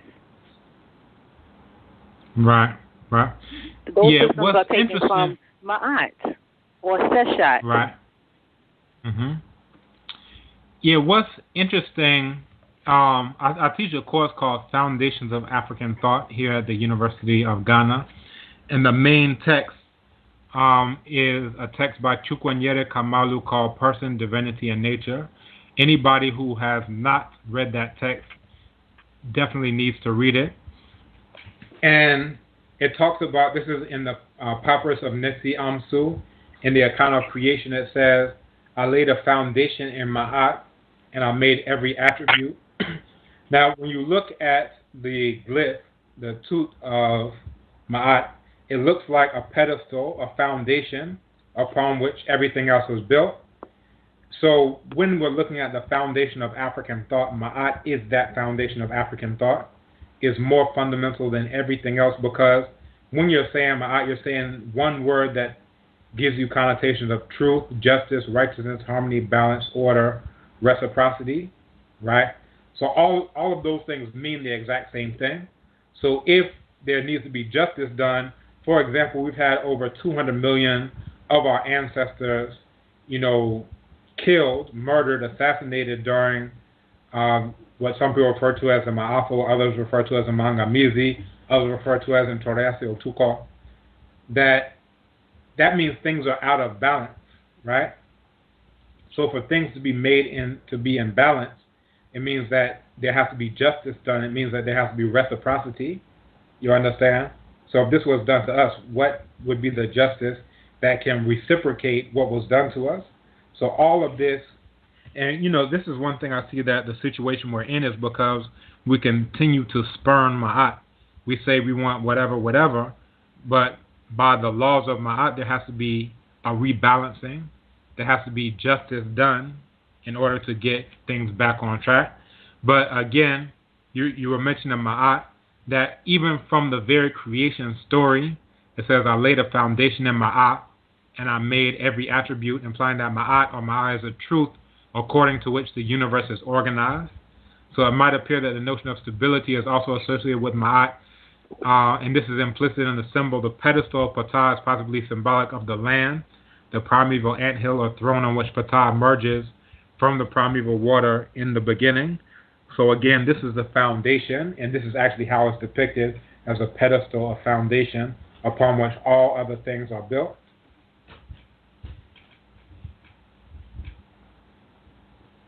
You see, and that even sounds like it makes sense, even for a new hearer, a new beginner that's just hearing this. That should even resonate. Right. It should resonate. Right. It should resonate to the point where you'll say, well, let me go further research what this brother is saying, because I'm sure he's not just on these airways lying. Right. Yeah, and I actually giving me prefer those reference type of points people, and because names. those are the ones who will actually do the research. Right. Yeah, so this is the thing. Once you know that you can read it, and again, this is the diversion that some of these, I don't know what they call it, street scholars, hip-hop scholars, pseudo-scholars, I don't even know what they're calling them anymore. But once you actually learn how to read it, you can actually just look at the thing, and you can see, wow, this is a pedestal. This is, in the text it says, I made a foundation in my eye, and I made every attribute. That's from creation. Then you can actually look at it, wow, that is the foundation. The word ma'at, what everybody's saying is the word ma'at, it looks exactly like the pedestal he's talking about. He made everything, in talking about Ptah. And again, in the different creation stories, where you have a male divinity, you also have a female divinity. So you have He, Hehet, you have Kek, Keket, you have Amen, you have Amenet, You have Nun, you have Now Net. So you always have this idea of complementary opposites, because what we know as human beings is that to be a creator or the creator, to create life, it requires both masculine and feminine. Not masculine and masculine, that's not going to create no life. Not feminine and feminine, that's not going to create no life. If you want to be a creator or the creator, then guess what? It requires both masculine and feminine. So it seems so simple, but how is that not simple to people who have a religion where the divinity who is said to create everything is just a man? Now, if I send a man off into a room somewhere, a closet, and say, produce a baby, stay in there for 9 months and come out with a baby, he's going to have a hard time. If I do the same thing with a woman, go into a corner and make a baby, she's going to have a hard time. So what we know, if we want to know how creation worked, again, the foundation is in my eye. If we want to know how creation worked in the beginning, then we have to understand how procreation works now, because these are mirror images of each other, that this is the divine order as it is now is how it was in the beginning, and vice versa. Right. Yes, because it's the opposites that attract, the negative and positive charges.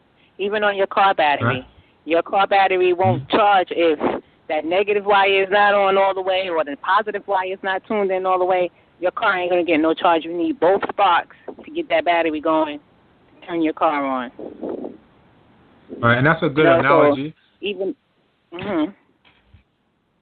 Oh, go ahead. No, go ahead. I'd rather you talk. I was just making a comment.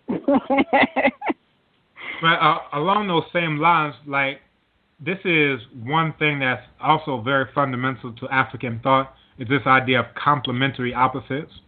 So whereas Eurasian thought, it thrives on this idea of diametric opposites. Mama Marimba Ani talks about this in the book Yurugu, where the diametric opposites idea is that one thing has to be good and its opposite has to be bad, and they always have to be in conflict with each other.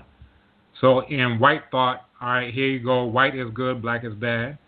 Blonde hair is good, black hair is bad, so forth. You know, we can go down the list, you know, if you know how to think like a white person.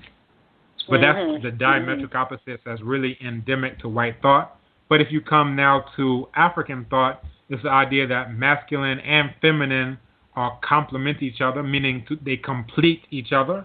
This means without the other one, this one isn't whole. So again, this is the idea of complementary opposites. And it was another analogy along the lines of positive and negative that's given in the book Self-Healing Power and Therapy by Nganga Fukiao. He talked about if you have a magnet, all right, here, this side of the magnet is, you know, red, this one is white. He said here's positive, here's negative.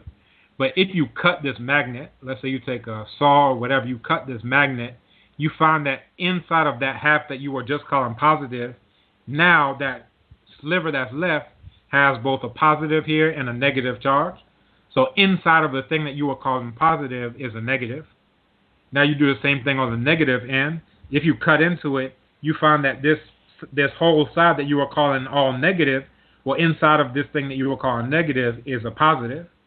You understand? So it can attract and repulse just like, you know, the other side, when it was whole, what you were calling a positive charge. And he was basically using that as an illustration of this idea of complementary opposites, that within, you know, this is that, within that is this. They both are necessary to complete the other one. Truly. And negative doesn't necessarily mean bad. You know, I'm glad you said that. You know, the Europeans, they have their concept of what negative and positive is. But, you know, the ancients know that you need both to coexist. So negative can't be too bad. You know, and then the feminine is supposed to represent the negative and the masculine represents the positive. So you're going to say that the feminine is bad when we know that being feminine is not bad if you're a woman, you know. We need the feminine to give life and give birth. Exactly. If you're a man, you see it? So you need some feminine in your life. That sure ain't bad if you're a real man. Thank you. If you're a real man, you're like, bring me that negative, please. Negative Stacy, negative Margaret. So this is another analogy that you find throughout the African continent. Again, you can find it in Kemet. Is Ma'at is also represented as scales, right? with Ma'at, her head on the top, and then you see the feather being weighed against the heart. And in this is, again, this idea of balance. And again, Foucault, who's out of the Congo, he would discuss this in terms of balance, that if something is too positive, it becomes negative. And let me give you, an example. Let's say, all right, eating is good. I think we can all say eating is good. But now let's say you just eat, and you eat and eat, and then you eat and eat and eat, and then you eat and eat, and then you end up with a heart attack. You understand? You overate. So you were doing something that we can all agree is positive, but you were doing it out of balance. But then you could say, okay, well, all right, well, that's overeating. So, let's go to the other side. Let's go to the negative side. Let's just not eat. So now we don't eat. Right. Then we don't That's eat and not don't eat. Then we too don't much. eat and don't eat. Then we don't eat. And then, all right, we die of starvation. You understand? So the idea with the balance, with the scales, is to find just that. Find the harmony, find the balance, find the order, find the reciprocity, find the truth, find the justice, right there at that balance of where it needs to be. Because if you eat and say that's positive, you do too much of that, now it becomes negative. If you do a thing that was negative, let's not eat, you do too much of that, all right, then that could also have deleterious effects. So, you don't want to do too much of either one. You want to strive for, this balance in terms of this conception of reality. Right. Right.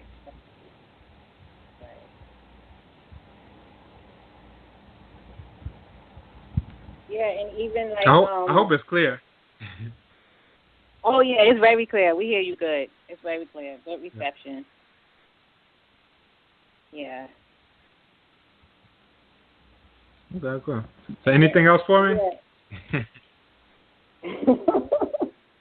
Probably, yep. Yeah, I always have questions. The book of coming forth by day. Mm-hmm. Yeah. Very good. The book of coming forth by day. Right. Yeah, the book of coming forth by day. Anytime, I don't like to start with the book of coming forth by day, although there are some profound things that you don't find in the earlier iterations of it. Because, all right, before the book of coming forth by day, you have what I refer to as the coffin text. And before the coffin text, you have what I refer to as the pyramid text. And the idea, and you find a shift in terms of the worldview of the people of Kemet. In the pyramid text, and it's not necessarily easy reading, it's like hundreds and hundreds and hundreds of pages worth of information. But in the pyramid text, it talks about the ruler going off to join the imperishable stars, right? These stars that don't die, those that are at the North Pole. Other stars you see, at certain times of the year, they appear to rise, they appear to set, they are born and they die. But we want the ruler to go off and join these imperishable stars under the rationale that, okay, we know the stars have an impact, celestial phenomena have an impact on our lives here on Earth, from the sun to the moon to whatever. So if we can send our ruler off to join those stars that never set, well, now, then the ruler can intercede on our behalf. So that's the reason for building pyramids. And again, it's given as this is the reason why we're doing it, that this Pepi will become an imperishable star. This Pepi will not die. This Pepi, it just like goes on and on and on with this. But eventually, people realized, because we were also, you had these people who were stargazers. They would look at the stars, and our Medu Neter teacher on Abibi Tumikasa actually has a book that just dropped on the same topic, dealing with the star watchers of ancient Kemet. And, we would look at the stars, and eventually it came to light that, these imperishable stars aren't changing. It's like, all right, we sent, and if you go to the so-called Great Pyramid of Khufu, you find this, they have now a museum of this solar boat, and the idea was that Khufu would eventually, in the afterlife, go on this boat and then sail off into the sky to join these imperishable stars.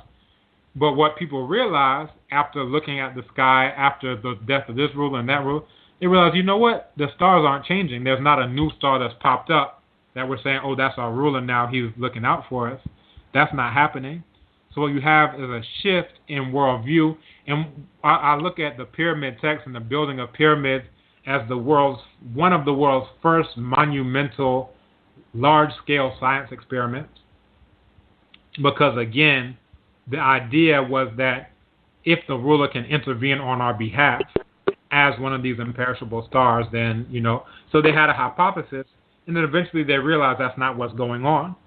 So they scrapped that idea, basically, and it got to a point where, all of these texts that were previously to ensure a specific type of afterlife for just the ruler, now anyone who had the wherewithal in terms of money to be able to carve or, have a coffin made and painted, that all of those texts were now, well, not all, you had a selection of those texts that were now going to be painted inside of someone who, an aristocrat or bureaucrat's coffin. So these are now the coffin texts. And a lot of the content is similar. You have allusions and references to the battle between Heru and Seth. You have allusions to the death and resurrection of Asar. You have allusions to, Set. So there you have the Holy Trinity, in full force, going all the way back to the pyramid text. So you find all this, again, reiterated in the coffin text with a few things that are different. You understand? One thing that I find to be profound that you find in the text is this idea that the afterworld is the opposite of the world we're in now.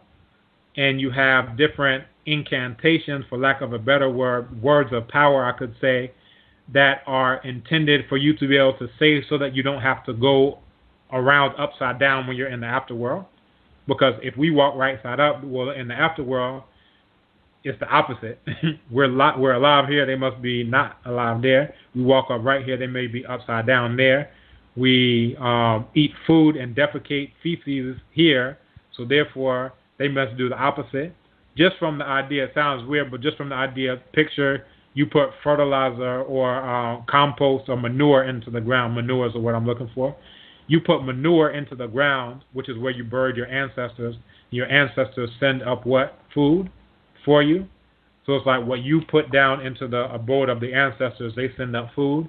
You take in the food, and then you send down, the opposite, what comes out. So again, you find these, you get my point. But this is what's being said. So you have different chants that are said where you say, urine is my abomination, I will not drink it. Feces is my abomination, I will not drink feces. So you find these in these texts, and it basically talks about this deep thought, this idea that the afterlife is the opposite of what we do here. That's one. So now let's fast forward to the book of Coming Forth by Day. And this is where, we can look at the pyramid text as, for lack of a better term, representative democracy. Of course, long before anyone called Democritus existed. But the idea was that we'll send the ruler off as our representative to join these stars, just to make sure that, we're taken care of back here, right? But with the coffin text, now we're not delegating the ruler alone to do this. And we also have a change in perception. And this was one of my very first questions in terms of the African worldview. Where is the realm of the ancestors? Is it in the sky, like, for example, the Yoruba say? Is it underneath, where sometimes the Akam refer to it as Nsiado? Where is the realm of the ancestors? But when you look at these texts from Kemet, it gives this idea where you have a change and a shift of ideas from looking at the afterworld, from being in the sky, being among the stars, to now looking at the afterworld to where everybody has access to. Everybody is buried, so therefore everybody can have a coffin and can have these texts inscribed in their coffin. So you have a shift to what we could refer to as participatory democracy, right?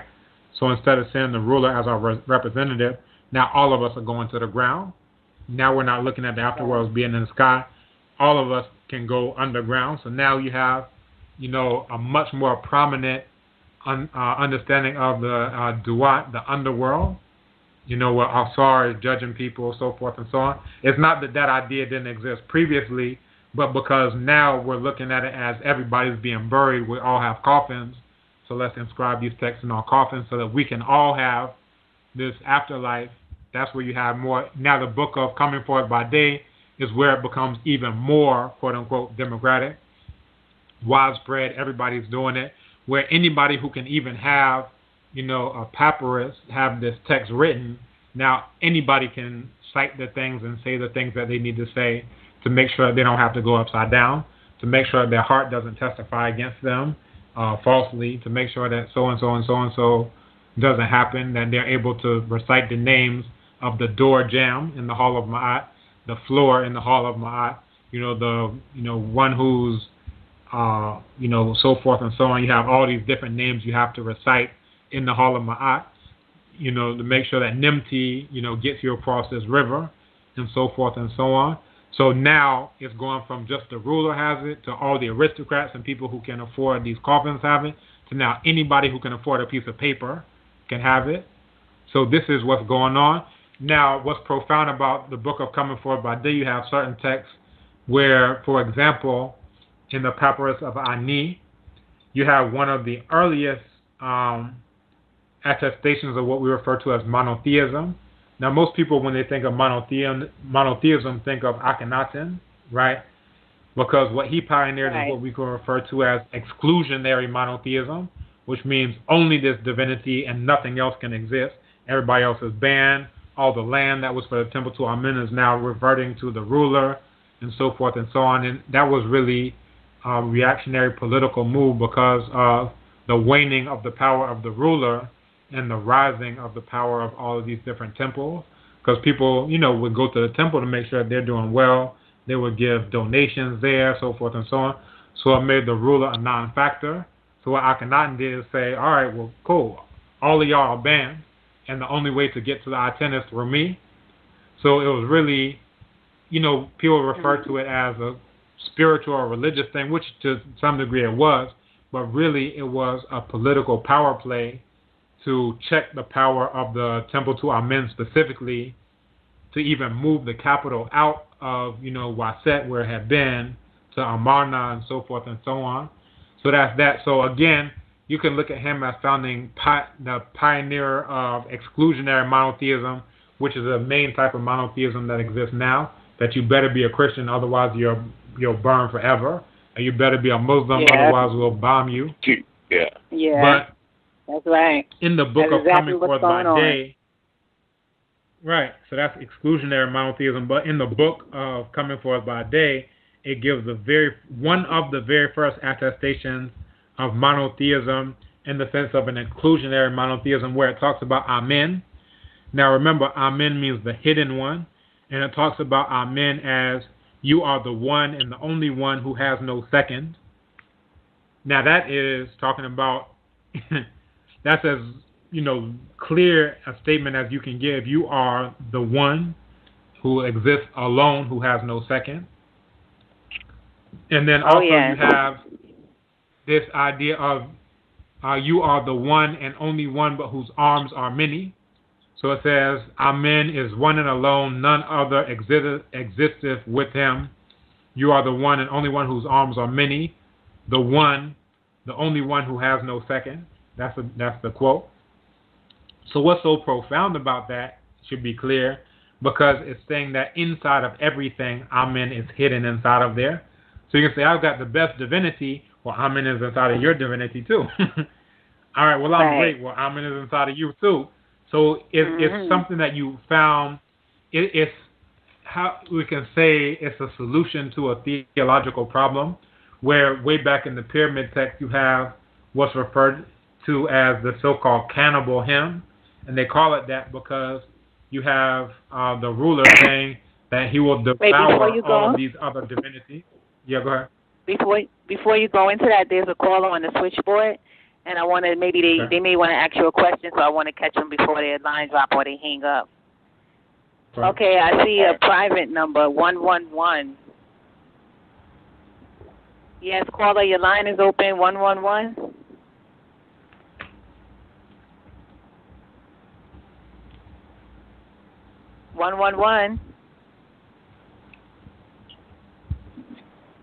Well, we'll just leave the line.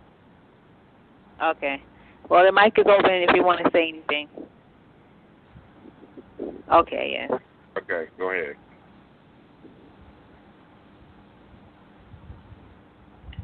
Yes, you can finish, my brother. Okay. All right. So Yeah, again, in this text, it's talking about the one who has no second. So this is very profound. Now, I was mentioning the so-called cannibal hymn, that what they were trying to get to is the one who is supreme over all. And how can you get to my divinity is supreme, my divinity is whatever. So the solution that they had in the so-called pyramid text was to say, well, this ruler will devour all the other divinities, and in doing so would get all of their powers by ingesting all of them. Now that was a bit shocking, and it was something that was discarded. That idea of devouring all the other divinities was discarded. But this one was something that was very pervasive, and it was long-standing, this idea of Amen just already existing inside of everything else.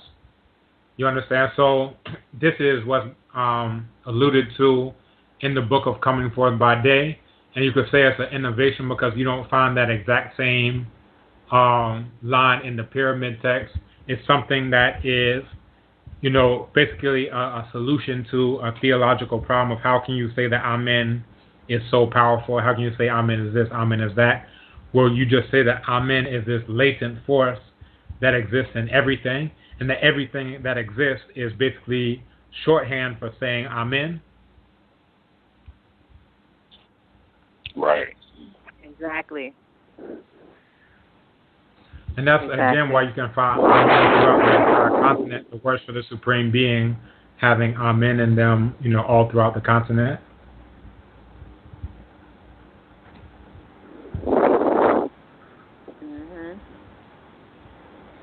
And you see, this is just like food to my soul, The educational box is just getting filled. And that's how it's supposed to be, expanding your mind and ever learning, because, if we don't know just these basic things you just said, we're going to stay in this stagnant condition, and the religion has that hold on us to keep us that way. That's all they need is to get in a religion, and then they don't have no room for none of this you just said. So you coming on the air tonight, that's just a blessing in itself, because you have, high-level learners listening, low-level learners listening, and all levels could get something out of this, because you don't know, everybody don't know everything. So we listening to you, we're learning things that we never knew, and you're giving us resources to go back and refer to.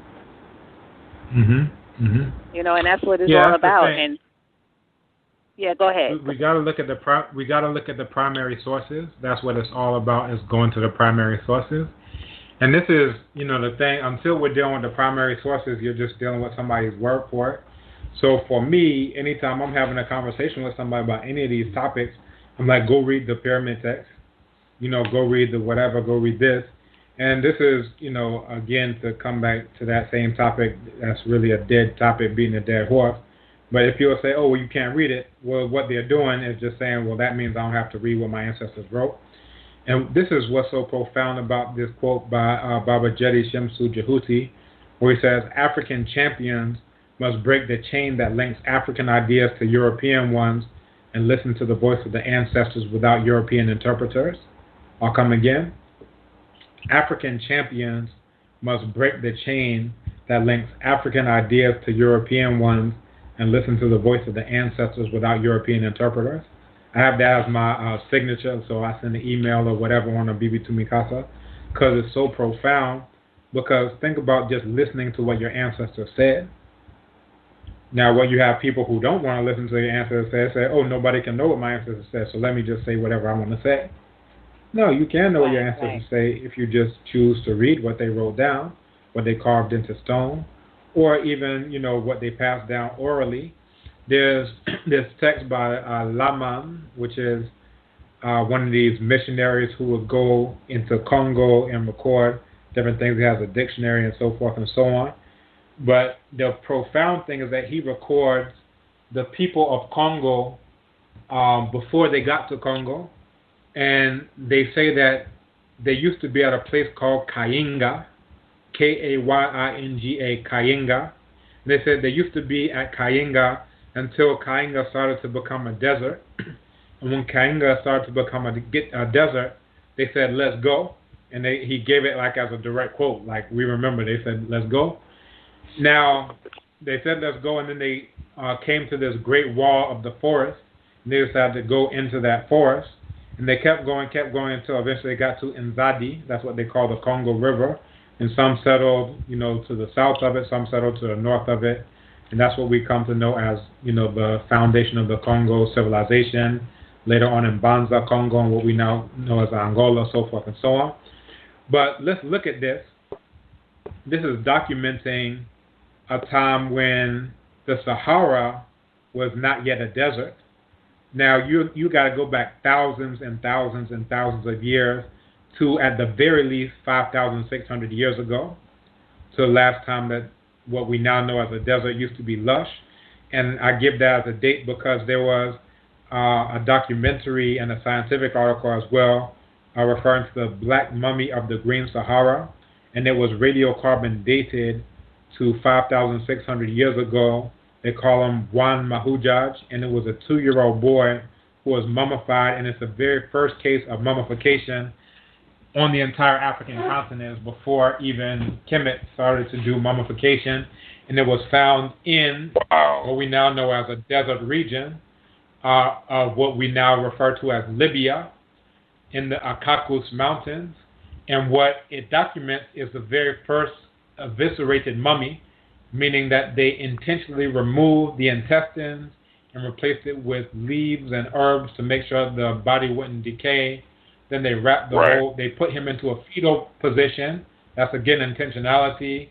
And then they wrapped him with leaves. That's again intentionality. You don't just make a mistake and do any of these things. And then they wrapped him in an antelope skin. And then they buried him. And he stayed preserved for 5,600 years. And this is at a region where no one could survive at this, now it's basically a desert region. By the time that he was alive, it was a lush place. And you can go even older than this. The oldest fossils of modern-day humans date to 300,000 years ago. Now, previously, the oldest found fossils were 195,000 years ago in the Omo River Valley. That was Omo 1 and Omo 2. Just within this past year, you had fossils that were discovered in what we now know as Morocco. Again, this speaks to the Green Sahara because every 4,100 years, the Earth tilts on an axis between 22 degrees and about 24.5 degrees. And when this happens, it causes shifts in, the climate such that what was a desert in the Sahara becomes lush and green, so forth, and then it goes back to desert, then it becomes lush and green. So within these cycles, that to find modern humans dating back to 300,000 years ago, that gives about 7 cycles of the Sahara becoming green to becoming a desert to becoming green to becoming a desert, and so forth and so on, and black people going in and out and in and out. And in some of their rock art in the caves in the Sahara, you have depictions of crocodiles, right? Now, crocodiles don't live in the desert. Right, sure don't. They're like swampland. Exactly. You have depictions of giraffes and hippopotami and elephants and all these things. So, again, this speaks to this Green Sahara. So what I'm driving at... That is dry land right now. Animals used to habitat animals used to habitat places that were dry land right now today. They used to be flush and green, is what you're telling us. Exactly. Now, in the oral tradition of the people of Congo, they say that they used to be at a place called Kainga, but then when it started to become a desert, that's where they traveled south, up south into the Congo. Now, once Google Maps came out, I read that and I decided to do a search for Kainga, and lo and behold, right near what used to be the shore of Lake Chad, now Lake Chad has become much smaller, but what used to be the extent of Lake Chad is a town called, guess what? What? Kainga. You can type it into Google Maps right now and see this place, which is now a desert, and it still has the exact same name that these people of the Congo have retained from, at the very least, 5,600 years ago, and it's still called Kainga. So is that like in the Congo Basin? Kainga is in Lake Chad. So if you look at Chad, this is like at the very edge of the Sahara Desert. Okay, I see. Okay. And when you said right, when you said Congo, I was thinking Congo Basin. Right. So they moved from that place because it started to become a desert into the Congo Basin. So they left this place that used to be lush once it became a desert because they were looking for a place where it could sustain life, a place that was lush and green and so forth and so on. So that's why they moved. So, we've been talking about things that we had, written down. But again, even in the oral tradition, you have something that has been passed down orally for over, at the very least, 5,600 years. And that's profound. So again, all this is just to say, once you have access to the words of your ancestors, it's empowering. But you can look at it like this. You had different game reserves in Africa where you had elephants on the rampage, right? So, you have different game reserves. I'm talking about like southeastern Africa, so places like Zimbabwe, South Africa. And you had a depopulation of elephants because of the ivory trade and other things. You had a depopulation of elephants where, all of the old elephants were wiped out. So now you had young elephants who were just left alone. Now these young elephants started running amok, right? They started just, what they would do is that they would tusk these rhinos, meaning that they would run at full speed and ram their tusks and stab these rhinos in the side, killing them.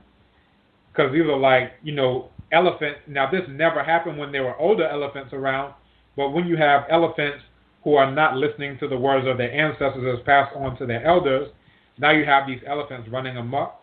These are the actual cases that happen. So they said this is a problem there, that you already have a dwindling rhino population, white rhinos, black rhinos, so forth and so on. So now you got elephants who are killing the rhinos. These rhinos are going to go extinct. So as a solution, what they decided to do is import in elderly elderly elephants. So they actually brought in elderly elephants, and the elephants cooled those young, those young rhinos. Yeah, they cooled those elephants who were killing the rhinos down. So these young elephants that were running out of control, once the elder elephants came in, they checked that whole situation. The rhino population rebounded and so forth and so on.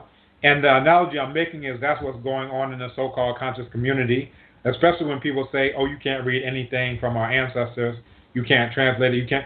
What they're essentially saying is that they want to keep doing what they're doing, which is having debate. And I'm giving that as an analogy of elephants just ramming into rhinos and killing them. They just want to have free license to do whatever they want to do, say whatever they want to say, diss each other and clap back on YouTube videos, start cussing people out and pretending you're on the phone with somebody and nobody's on the phone, and it rings while you pretending to be on the phone. All type of ridiculous insanity. That's what they're saying. Cussing people mother out. Cussing people mama out. So what they're saying by saying I don't want to listen to the words of my ancestors is saying that I want to be like these out of control elephants. I don't want to listen to my elders. I don't want to listen to anybody. I just want to do what I'm doing. And that's not going to move the community of elephants forward. And it's not going to move the community of rhinos forward, whoever that is. It's not good for anybody. So what we have to do is, and that's why I like the works of a colleague that I have, Dr. Kambon Rashid. He just put on this Wahim Mesut Medu Neter Conference, the repetition of the birth of Medu Neter Conference in Chicago, because what he's doing is, and he has a book coming out on the works of Dr. Jacob Carruthers. And what he's doing is he's carrying on the work of a fallen soldier. There's this saying, the best way to honor a fallen warrior is to pick up the weapon and keep fighting with it, right? So that's what he's doing. He's giving honor to somebody who came forward in the struggle.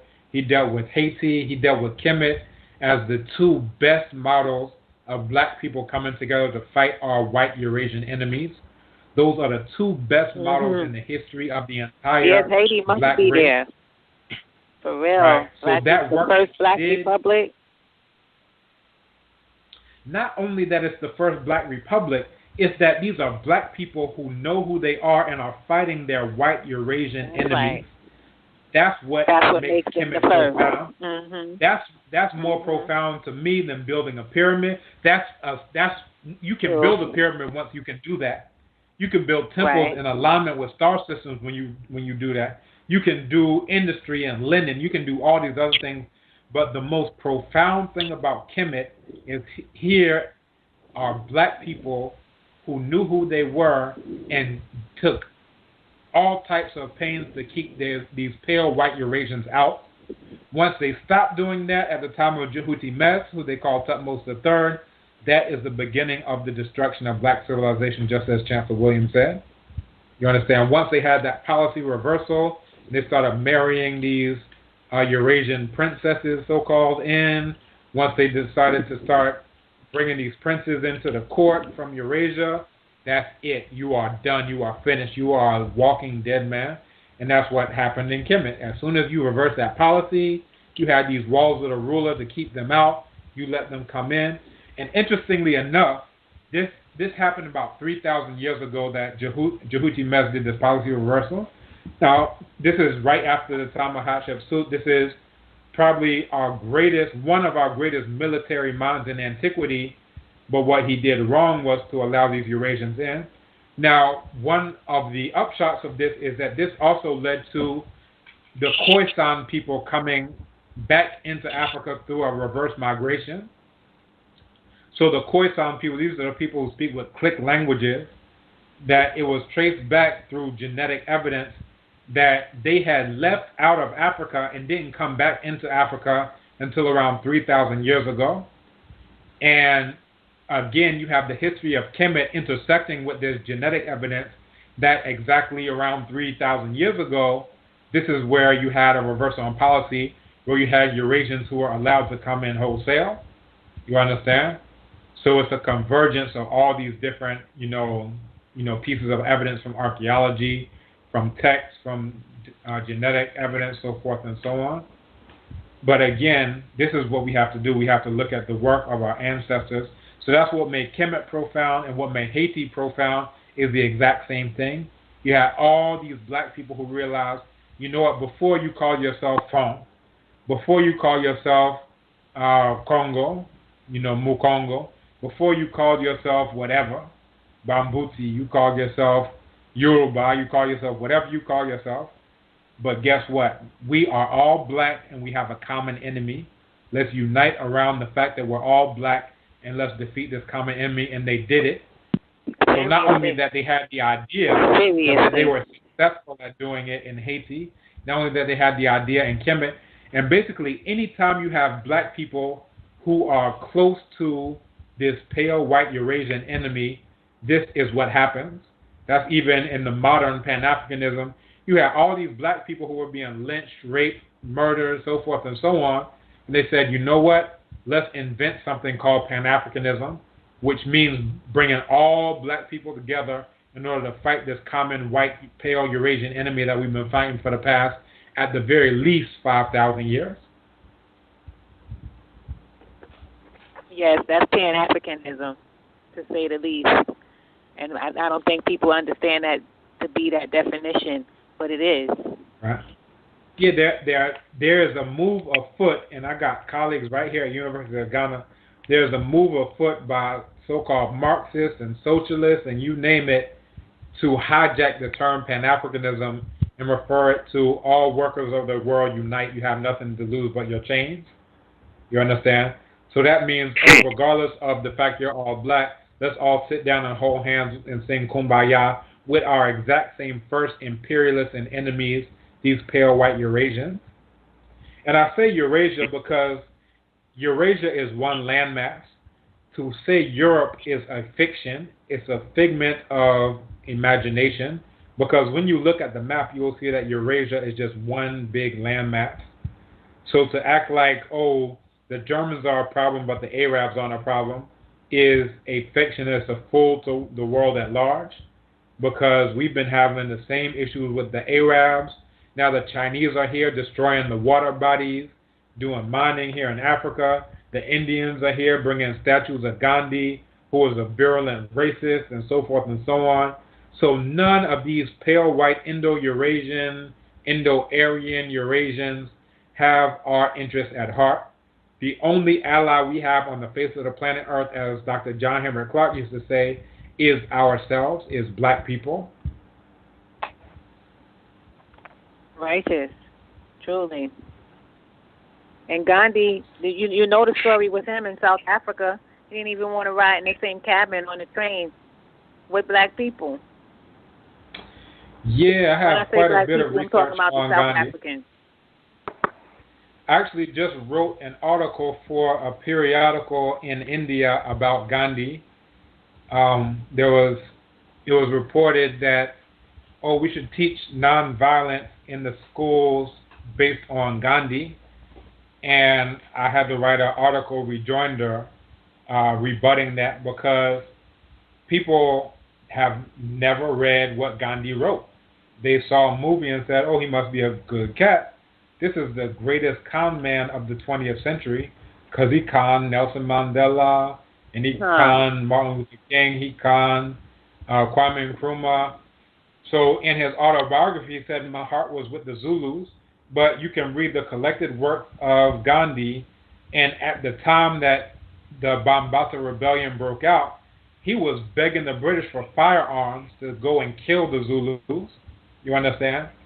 Now, that's called lying. He says, my heart was with the Zulus in his autobiography, but he repeatedly, time after time, wrote letters, wrote news articles begging for firearms to go and fight against the Zulus. You see? Because they treated him well. Say again?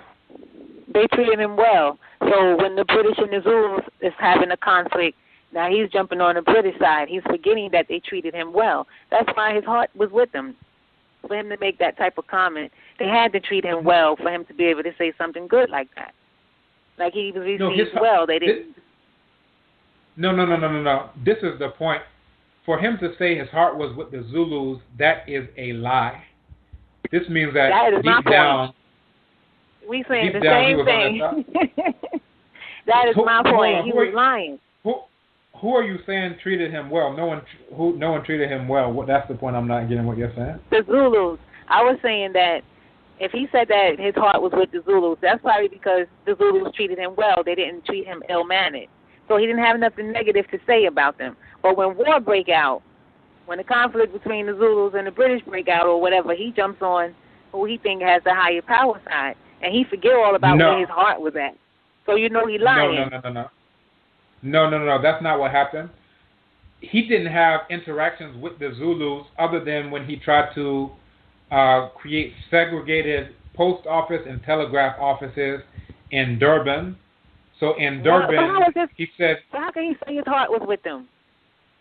Was with him? That's why I'm saying he's lying. His heart was not with them. It wasn't. He never interacted with them. How would he know? No, he did interact with them in terms of making sure that the Indians were not classed with Zulus. He said that these are native Kaffirs, that they are 1 degree removed from an animal, that they are beasts. You understand? Wow. He said, why Johannesburg? This is why you have to read the primary sources. Go and read what he wrote, because all of it's available in, 98, 99 volume series of PDFs. You can read every single thing that he said about the Zulus. So you don't have to come to any conclusion other than just the words that he wrote down. He said these people are 1 degree removed from an animal. I hope you're following. He said these are heathen. These are savages. You understand? He said the British, he said that the British, those are his fellow colonists. This means he's including himself as a colonist. He's saying my fellow colonists, you understand? And he said that he and the British spring from the same common stock, which is called the Indo-Aryan. So the Indians are no less than their Anglo-Saxon brethren. You understand? This isn't that he switched ships when war broke out.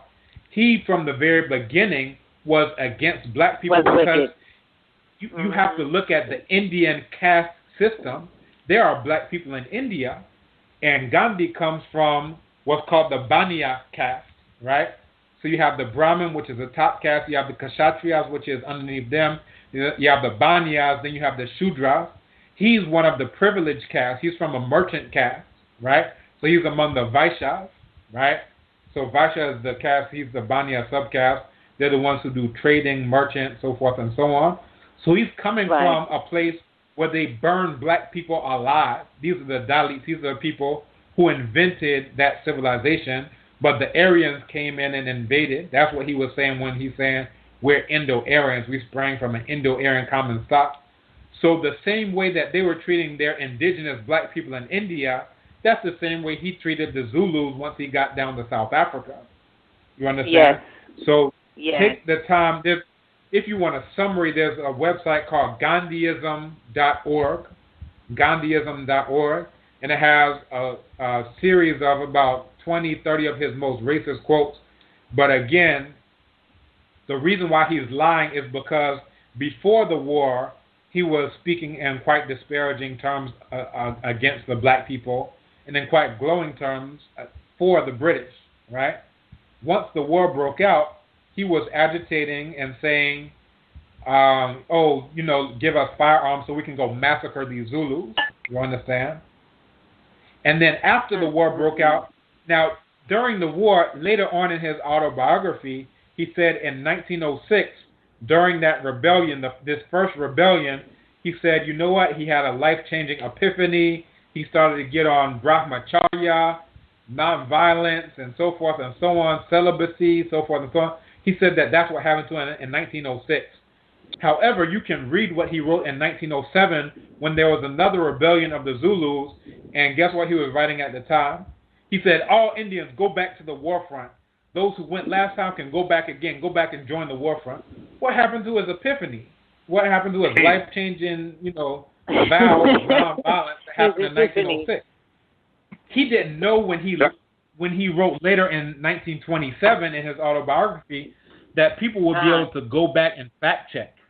He didn't know that people would go back and read these articles that he was writing at the time, that we were reading his diary. Now, in his autobiography in 1927, he said he only nursed the wounded Zulus, right? Again, he's lying because he didn't nurse only the wounded Zulus, because we can read his diary. In his diary, he talks about nursing Trooper Forder, who is not a Zulu, who is British. You understand? Right. So, again, the point of him lying is that in his autobiography, he tries to rewrite history as a pathological liar and say, oh, my heart was with the Zulus. No, it was not with the Zulus. You were trying to get guns to massacre the Zulus at the time. He says, oh, I only nursed the wounded Zulus. No, we got your field diary. And also in that field diary, he was dejected any time that they marched all day without getting a chance to fight the Kafirs, as he called them. You understand? Yeah. So all of this is there for us to read. But again, how many of us are reading primary sources? Right. We can't guess about this stuff because they don't see anything wrong with Gandhi anyway, so they wouldn't even think to do that because they think he's a great person. And even after they learn that he was a terrible person, they still don't do the research. So this happened when they brought this statue here to University of Ghana. I sent out about 52 of his most racist How did quotes. that happen? You got people who are like, oh, well, maybe he changed. Matter of fact, the head of the whole university wrote in an email back, well, maybe he changed later on in life. And I was like, this man has never read about... There's a book by Dr. Bhimrao Ramji Ambedkar, who was a contemporary of Gandhi, who was a Dalit himself, and he has a book called What Congress and Gandhi Have Done to the Untouchables. If you want to know from a contemporary of Gandhi who was a Dalit what he did to the Untouchables, that, among several things, he coerced them into giving up their constitutional rights because he threatened to fast unto the death, which means that if he died, at that time he was well-known, famous, if he died because of a fast due to Dalits. Now, the Dalits are killed on a daily basis in broad daylight without him dying. So what happened, he was coerced into signing what was called the Pune Pact, in which they had to give up the double vote And they also had to give up, the special reserve seats, the constitutional safeguards that were going to be built in. Otherwise, Gandhi was going to fast unto the death, and that would have led to hundreds of thousands, if not millions, of Dalits being massacred as retribution for the death of Gandhi. But again, the head of the university had never done any reading or research about it. He may have seen the movie about Gandhi, which was financed by the Indian government, who uses Gandhi as the face of hypocrisy, because they know Gandhi said that he was against violence, but he supported every major war in his lifetime, and he was rejected for the Nobel Peace Prize 5 times. So he supported the Boer War, the Second Boer War. He supported the Bambata Rebellion, and he actually went to the war front in that one. He supported World War I. He said, let's fight for the British. You understand? And use that. We need military training. He said home rule without military training is useless. And he said that he would teach force himself if it meant that, he could get this done. That's him at World War I. And World War II, he was talking about Hitler. He said he knows that, now this is after Hitler had invaded France, right? 1940. He said that, Hitler isn't as bad as some people are making him out to be. Besides, he's winning his victories without much bloodshed. Now, he said this after the invasion of France, which led to 360,000 deaths and casualties. 360,000. So, his powers of perception not only starved to death, but literally bombed to death, bloody, you understand, at the war front, as they were able to circumvent the Maginot Line, right? So Gandhi's powers of perception about Hitler were no better than his ability to tell the truth, because, again, the people who've read anything from Gandhi, it's just been his autobiography, which is, he subtitled it, My Experiments with the Truth. My experiments with truth. Now, how do you experiment with truth? That's his way of saying, I'm about to lie. That is not my article, okay? Where is my eye in his life? And there's a book called Gandhi Under Cross-Examination, where it looks at this Peter Marisburg train incident, which was dramatized in the movie. And basically, it never happened, because the different accounts that he gave, first he didn't give any account of it until about 11 or more years after it happened. Now, this man documented if he sneezed, he would write it down. If he coughed, he would write it down. If anything happened to any Indian, he would write it down. But he didn't dream up that train incident until years after it, at the urging of this missionary called Doak, C.M. Doak, who wrote the first autobiography of him in South Africa, where he came into his office and said, are you ready to be a martyr? Which basically said, we're about to make up a whole bunch of stuff. Are you down? Yeah, I'm down. If it helps the cause, yeah, I'm down. So he invented this whole train incident, and in one version of it, he says, I was in the waiting room and somebody came in, but I didn't want to talk to him. In another version, I came in and there was already somebody sitting in there, and I was afraid of them. And then in another version, it's cold. In another version, it's light. It's like, not only is he a pathological liar, he's not good at lying, because he doesn't know that people will come back and check this stuff. In one version, he says, like we talking right now. In one version, he says of a coach ride on the same, narration of what happened to him on his way to Durban. In one version, he says on the coach ride, he was punched so hard that he fell down. He was boxed in the ears, boom, boom, boom. He lists all this other stuff. And in another version, he says, I was just hit on the ears. Now, in the version where he says that he was beaten so hard that he was bruised and was almost knocked down, later on in his narration, he doesn't mention any need for medical treatment. Now, these are the inconsistencies of a liar, right? He just goes on. He doesn't mention that anybody says, wow, you look like you got. Then not only does he talk about that in the coach incident, he says, and then I was beaten here and beaten there and beaten there on my way. So there are other things that he just doesn't want to go into details, but he was being... Now, if any of this was true, he would be like limping on the platform once he got there. Exactly. But he forgot that, I mentioned earlier that I got beat up. I also need to, work that into my lying narrative and say... So anyway, it just goes into all these lies Gandhi told. Yeah. And they call it Gandhi under cross-examination because if you look at the different versions of his lies, if he was on a witness stand, you would throw his testimony out. You would say there's no way. It was a big black man who was 7'2", like Shaquille O'Neal. And then the next time you come to sit on the witness stand, it was a white woman who was 4'2". What a black guy! What is it? What is it? Gandhi? And the pit bull hit me on the leg. See, I have the scratches right here. So yeah, and I started off this article with there exists an unfortunate saying that if you want to hide something from a black man, put it in a book. Right? So apparently Gandhi was able to hide stuff from Nelson Mandela, Kwame Nkrumah, Martin Luther King just by rigorously documenting everything in his own writing. Because you don't have to make up anything about Gandhi. All you got to do is fight the mythical Gandhi with the real Gandhi. Just use nothing but his own words. Yes, the truth. It's right. The truth. Now, and I have an early day tomorrow, so I'm going to have to sign off. But I hope that this has been useful. Oh, yes, very useful. We appreciate you so much.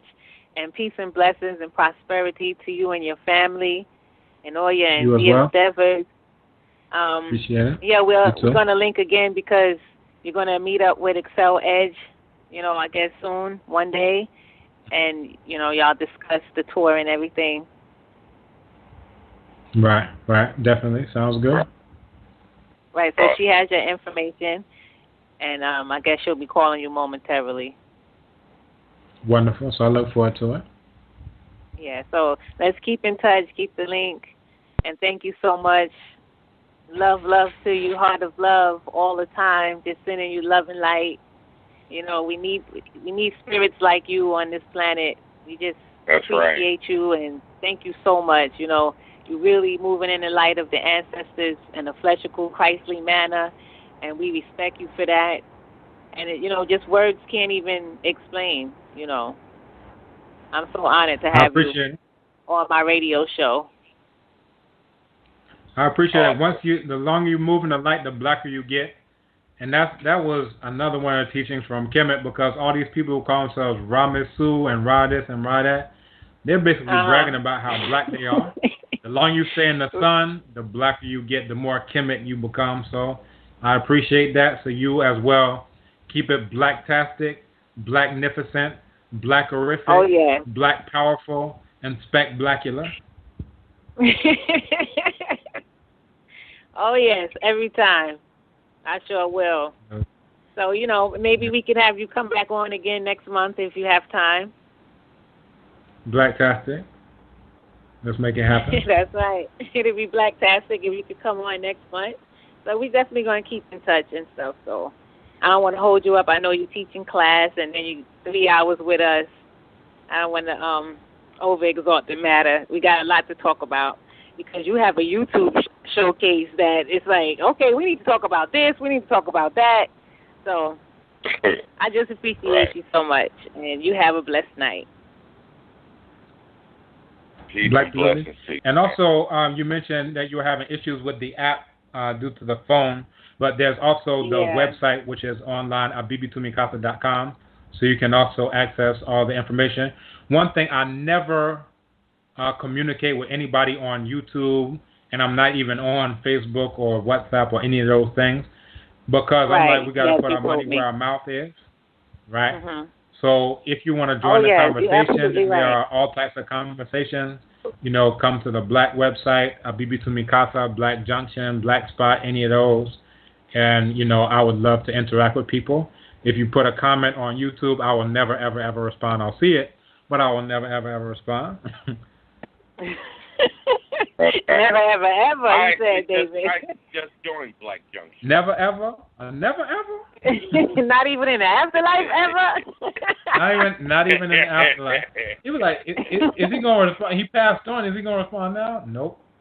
Nope. Okay, not even interstellar, ever? Nope. Not even if I go off and join the imperishable stars that never set, I still will not respond to no comment. Unless you post it on a black site. No more white social media, white anti-social media. We got to get with the black media. No excuses. Right.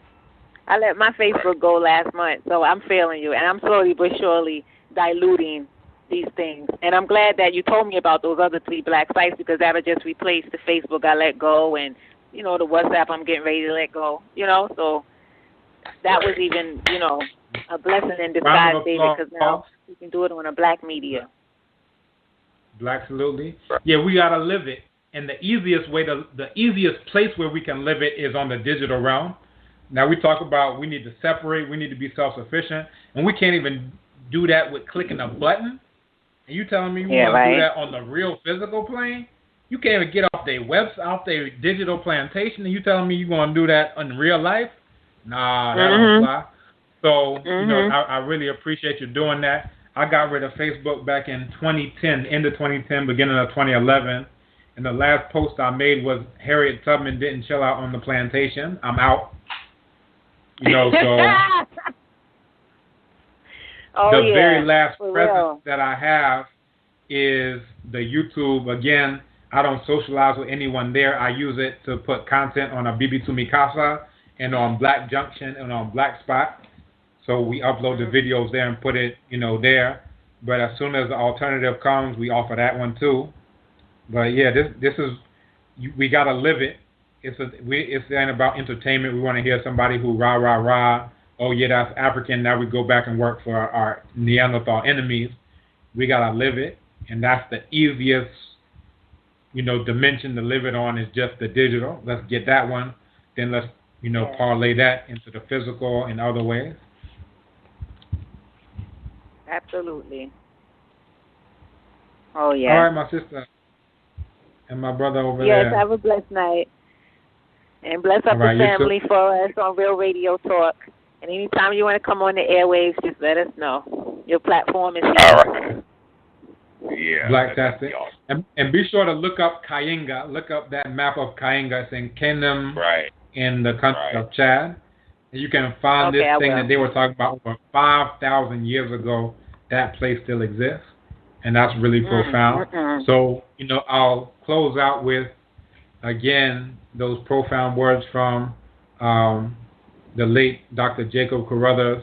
The African champions must break the chain that links African ideas to these Eurasian ones and listen to the voice of the ancestors without Eurasian interpreters. And then also a proverb in Kikongo, Makumbongi, Makatumbulo Wangazako, and it translates to matters of the community's political institution should not borrow foreign dialects to discuss the political matters or to educate its members. So we also have to be doing these conversations in African languages. It's way past time for us to talk about let's get free in English, let's get free in French, because the very fact of us doing that means that we're not trying to get free. You're right. I like how you put that together. No doubt. All right, my sister. So, y'all take care. I know, right? Yes. Signing off. This sound for real. Be blessed. I say. Peace and love. Habibi Fahodie, African Liberation.